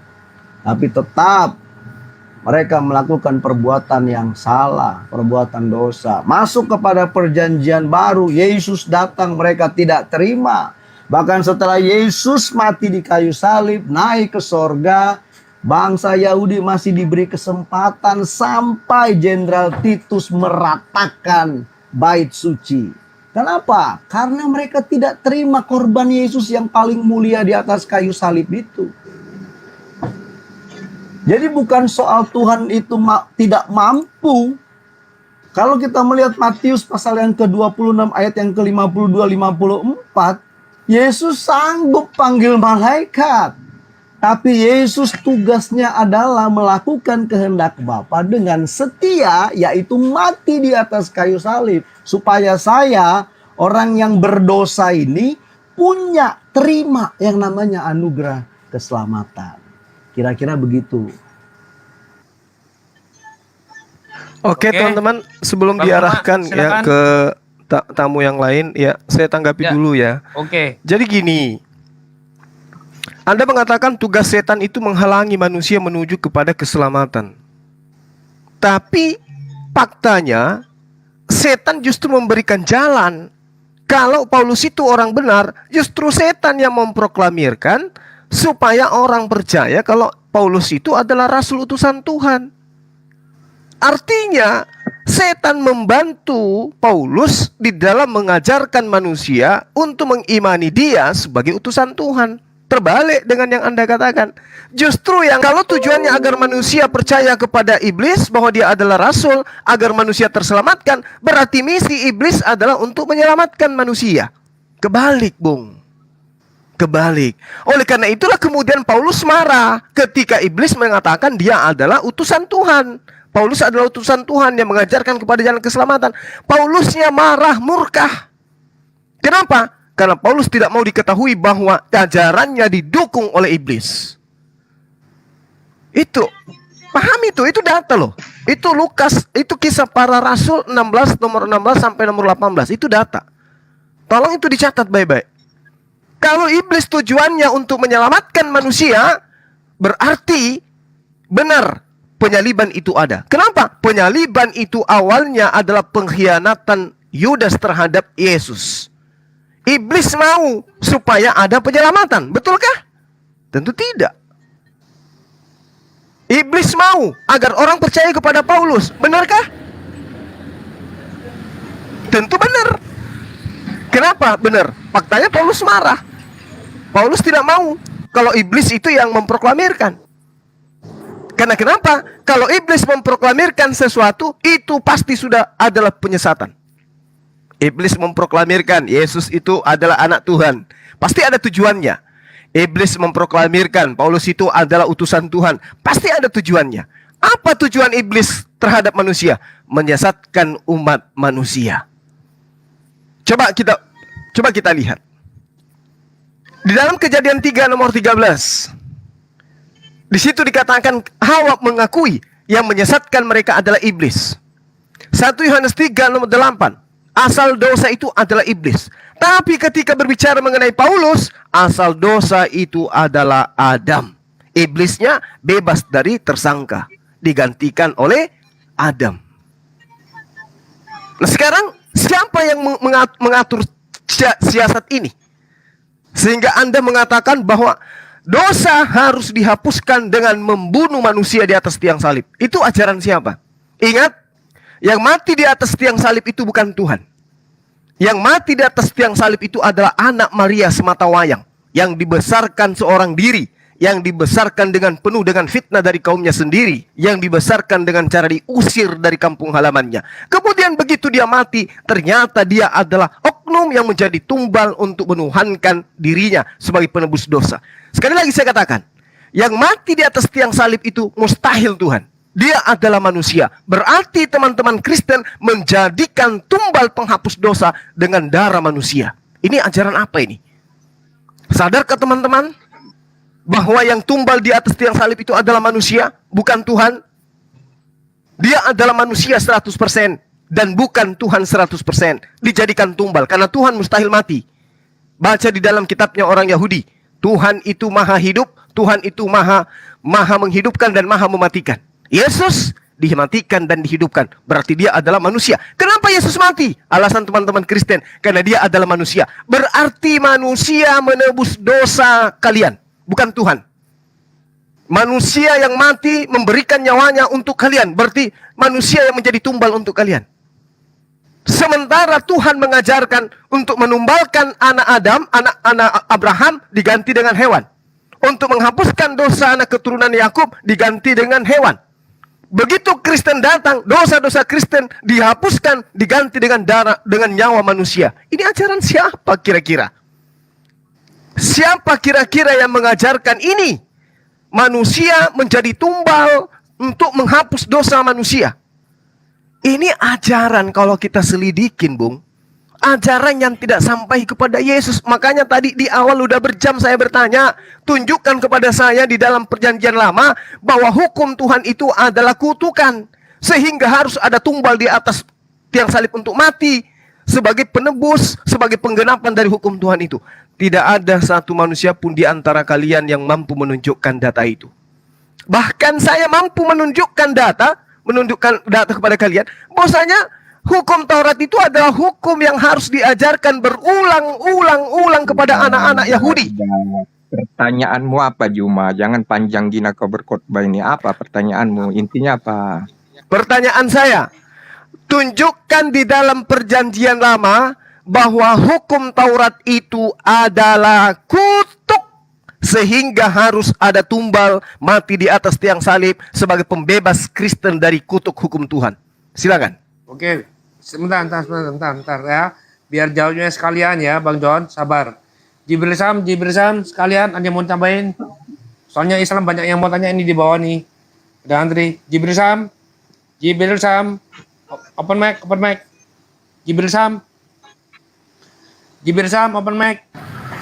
Ya, ada yang mau tambahin? Ya, 3 menit, bro. Assalamualaikum warahmatullahi Karena wabarakatuh. Bang Suma udah lebih dari 5 menit itu. Iya, Assalamualaikum warahmatullahi Langsung aja. wabarakatuh.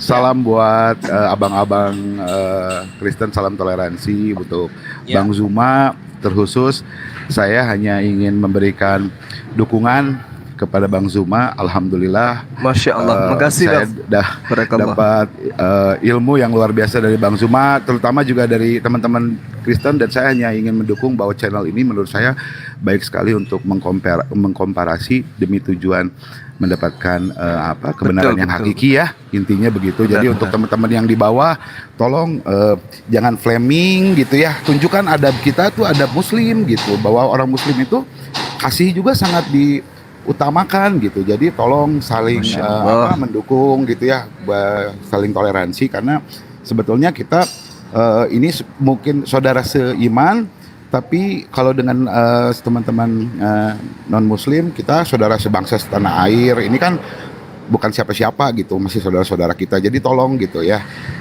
tolong dijaga gitu untuk bahasanya verbal. Tunjukkan bahwa kita muslim ini adalah agama yang memiliki adab, memiliki ilmu, memiliki sopan santun, tata krama apa dan lain. Karena Rasulullah juga sangat mengajarkan hal-hal tersebut. Begitu saja, Bang host yang Insya Allah. Makasih, ganteng. Bang. Terima kasih Bang Zuma, mangga ya. Makasih, Assalamualaikum makasih, warahmatullahi Bang. wabarakatuh. Salam semuanya. Waalaikumsalam. Ya, oke, salam, oke. Bang Jer ada yang mau tambahin, Bang Jer? Bang Jer? Tidak, Mas. Nyimak aja, Mas. Tuh. Kalau nyimak jangan naik, bro. Simak turun lah. Anu, Bang. Apa? Menurut saya bagus sudah nih channelnya, Bang. Itu aja, Bang. Udah cuma itu doang. Iya. Cuman nyimak aja, Bang. Oke, terima kasih. Oke, terima kasih. Ya, selamat Tribun Mendes, apa yang mau disampaikan?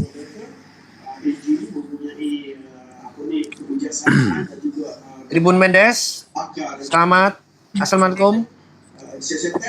Fakta-fakta yang dikumpulkan oleh saudara itu cukup, ada elemen-elemen cukup untuk kita menjalankan. Baik, host, mungkin Saudara John bisa jawab pertanyaan saya sebelum saya turun karena sini udah mau azan gitu. Silakan. Kita kena paham bahwa saya sudah Jadi begini, Dek Juma, saya berkali-kali telah mengatakan kepada Anda bahwa sebelum Tuhan turun ke dunia menjelma menjadi manusia yang bernama Yesus, Tuhan itu telah menciptakan segala sesuatu. Karena dia adalah zat Allah yang maha tinggi, yang maha kuasa, yang disebut dengan Rohul Kudus. Dialah yang menjadikan alam semesta ini beserta segala isinya. Nah, semua itu tertulis di dalam kitab bangsa Israel bahwa Tuhan Allah yang bernama Elohim, itulah Tuhan yang maha kuasa, yang tidak bisa dilihat karena rohnya adalah sifatnya, esensinya. Jadi tidak satu pun bisa melihat roh. Oleh karena itu, di dalam kitab Taurat dijelaskan berkali-kali, Tuhan Elohim itu bisa menampakkan diri kepada umat manusia dalam bentuk penampakan seperti dengan ciptaannya. Jadi, tidak perlu diragukan lagi kitab bangsa Israel ini, mulai dari kitab Taurat, Zabur, bahkan Injil, jelas menyatakan bahwa Tuhan Elohim bangsa Israel itu mampu berkuasa untuk serupa dan setara dengan apapun yang dikehendakinya. Nah, ketiga, cerita ini sampai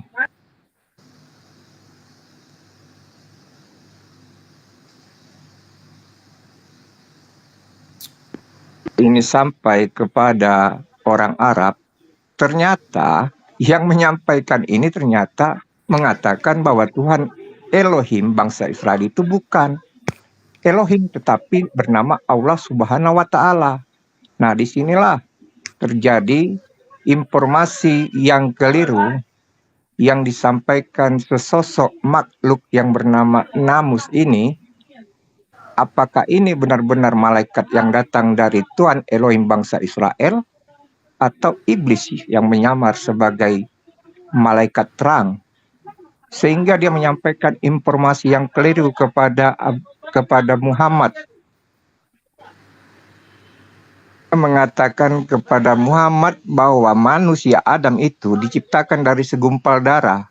Itu tertulis di dalam surat Al-Alaq. Nah, ini perlu diluruskan bahwa Tuhan Elohim bangsa Israel tidak pernah menciptakan Adam itu dari segumpal darah, brother, tetapi dari debu tanah.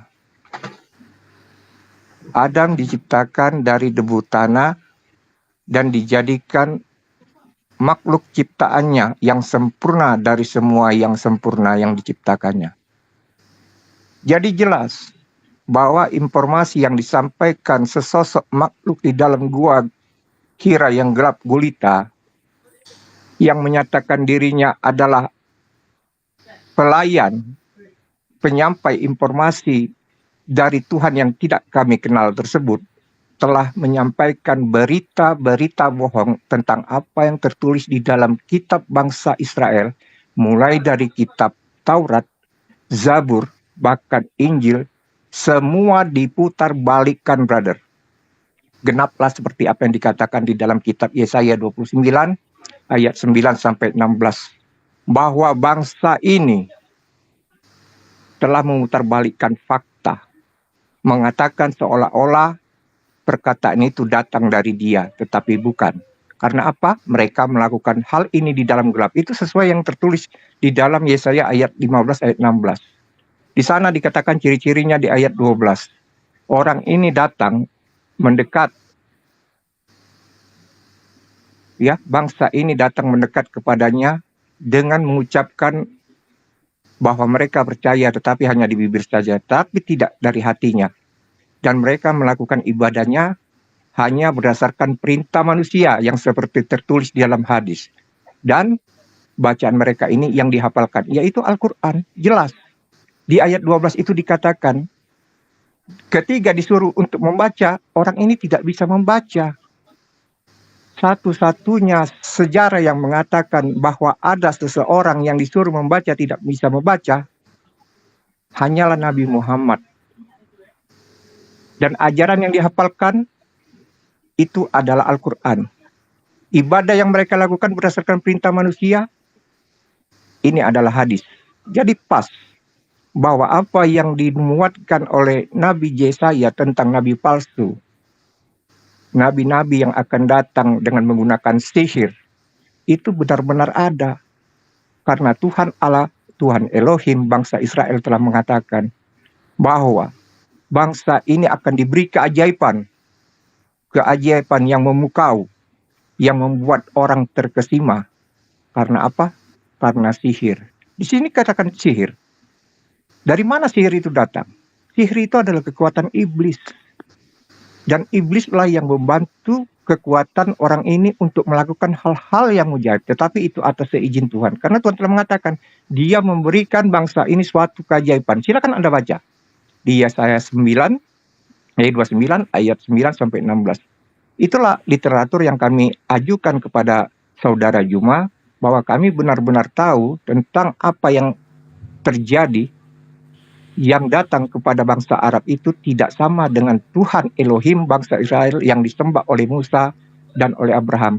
Makanya ketika kita berdebat kemarin, saya minta tunjukkan kepada Saudara Juma, tunjukkan literatur tulisan bahasa Ibrani yang mengatakan bahwa Tuhan Elohim bangsa Abraham yang disembah Abraham dan Musa itu adalah Elohim atau Allah Subhanahu wa Ta'ala. Tolong tunjukkan. Tapi Anda dan saudara kristologi kemarin berputar-putar tidak mampu menunjukkan siapa nama Tuhan bangsa yang disembah oleh Musa dan Abraham itu, bangsa Israel itu, apakah Allah Subhanahu wa Ta'ala ataukah Elohim? Karena saya meyakinkan bahwa nama Elohim itu tidak akan berubah sampai kemanapun, termasuk datang ke Indonesia ini, Elohim tetap Elohim. Dan nama Elohim itu jelas bahwa ketika dia telah menjadi manusia adalah Yesus. Dan itulah satu-satunya sesembahan kami yang kami sembah.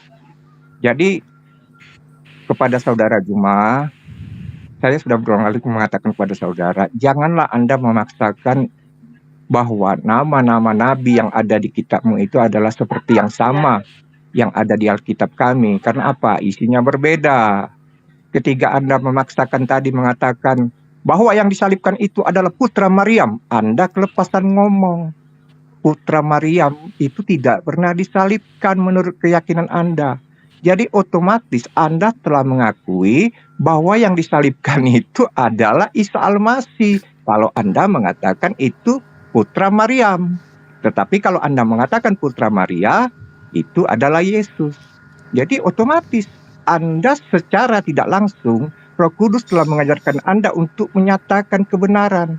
Bahwa yang disalibkan itu putra Maryam itu adalah Isa Al-Masih. Dan itu adalah Yesus sendiri. Haleluya. Dilanjut. Bang John. Oke, saya dulu Bang. Sebagai penutup dari saya, ini saya mau pamit. Silakan. Ya. Ya, silakan. Ya. Oke, baik. Pertanyaan saya, tunjukkan satu data di dalam kitabnya orang Yahudi bahwa hukum Taurat itu adalah kutukan. Anda tidak mampu untuk menunjukkan itu. Ya. Iblis itu yang Anda tuduhkan kepada Jibril, itu nyata-nyata mengajarkan Yesus itu utusan Tuhan, manusia suci. Dia terkemuka di dunia dan di akhirat. Sementara di iman Anda diajarkan Yesus itu manusia terkutuk.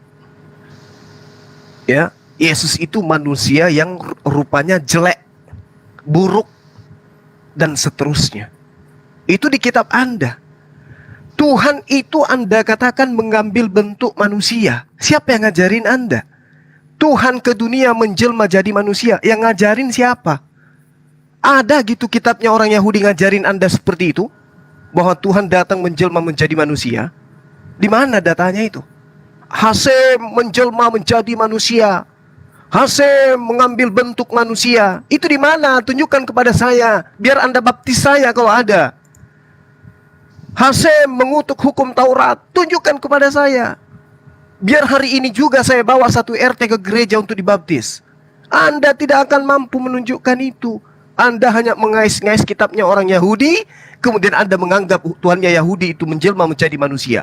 Nih, catat baik-baik. Yesaya 43 nomor 10. Engkaulah saksi-saksiku, tidak ada Tuhan yang dibentuk sebelum aku, dan tidak ada Tuhan yang dibentuk setelah aku. Paham itu? Hendak dengan siapa engkau persamakan kami sehingga kami sama? Catat itu. Benarkah Tuhan akan datang ke bumi bersama dengan manusia?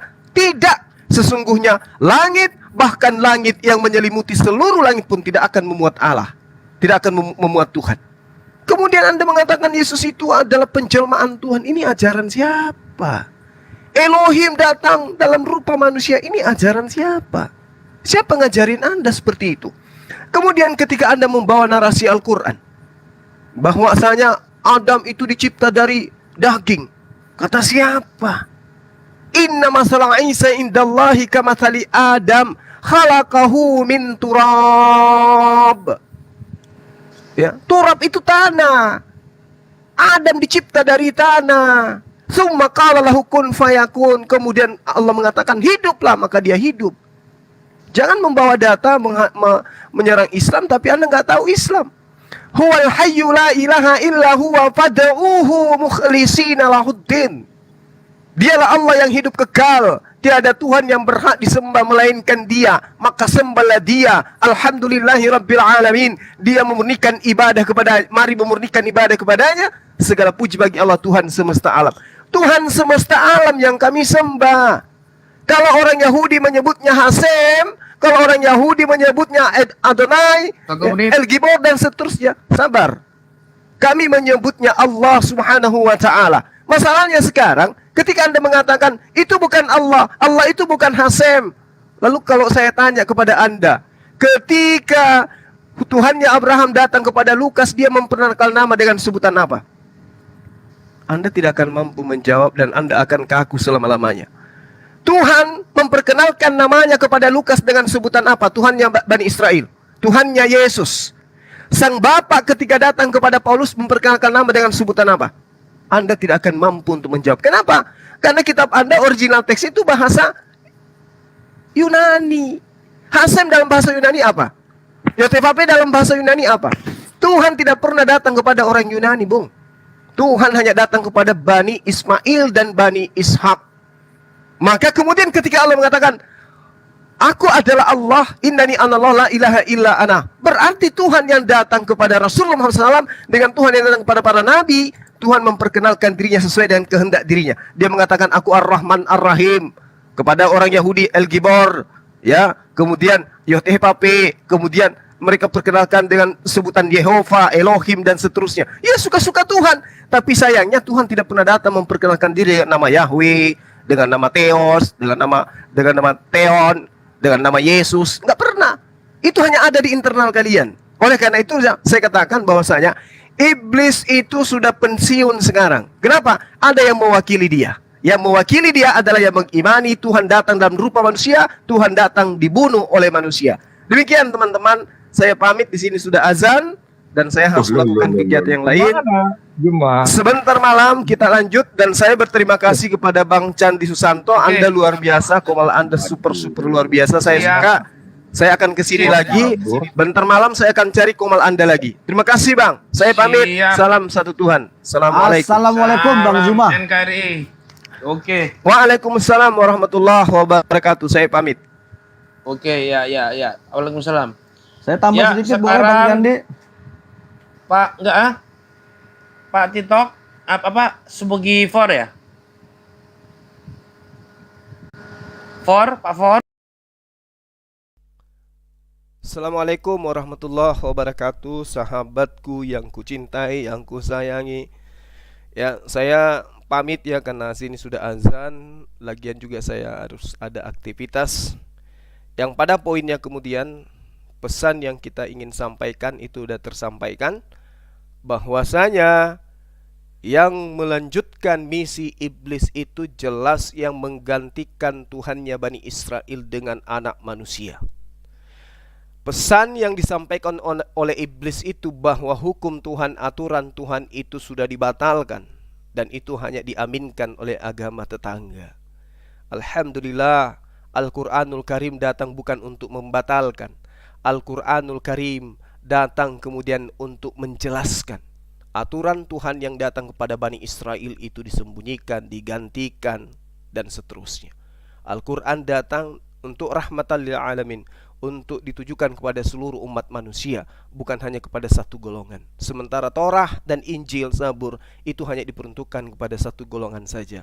Tapi satu golongan ini adalah Bani Israel. Lalu kemudian ada penumpang gelap yang mengatakan hukum Tuhan itu sudah terkutuk, hukum Tuhan itu adalah kutukan, sehingga harus ada tumbal di atas tiang salib untuk membebaskan orang-orang non-Yahudi ini dari kutuk dosa, dari kutuk hukum Taurat yang adalah mereka imani sebagai sengat maut. Ini sangat jelas menggelikan sekali. Di awal saya sudah menjelaskan hukum Taurat itu hanya untuk Bani Israel. Kenapa Anda yang kemudian dibebaskan dari hukum Taurat? Pede kali ya, berasa amat gitulah. Artinya Anda nyamar-nyamar sebagai ahli Taurat, Anda nyamar-nyamar sebagai domba untuk supaya dibebaskan dari hukum Taurat, sementara hukum Taurat itu hanya untuk domba yang asli. Oke? Hanya untuk Bani Israel. Saya kira begitu teman-teman sekalian. Terima kasih banyak kebersamaannya. Meskipun ya banyak kendala di dalam melivekan konten ini disebabkan karena admin lagi ada kesibukan, tetapi berkat saudara-saudara ya, riak yang terjadi bisa kita lalui. Tapi saya tidak mampu memperlihatkan komal daripada saudara Candi Susanto. Yang muncul malah komen-komen antum semua. Tapi nggak apa-apa ya, itu seru kali kulihat. Oke, sahabatku, terima kasih. Kembali saya mengingatkan tentang masjid kita. Mari berlomba-lomba untuk kita berinfak dan sedekah dalam melaksanakan penyelesaian masjid kita, karena ini sudah bulan Desember, hari mu'allaf sedunia sudah semakin dekat. Kiranya bisa terrealisasi apa yang sedang kita rencanakan. Demikian saya akhiri. Subhanakallahumma wa bihamdi asyhadu alla ilaha illa anta astaghfiruka wa atubu ilaihi. Salam tauhid, salam satu Tuhan, Allahu Akbar. Assalamualaikum warahmatullahi wabarakatuh.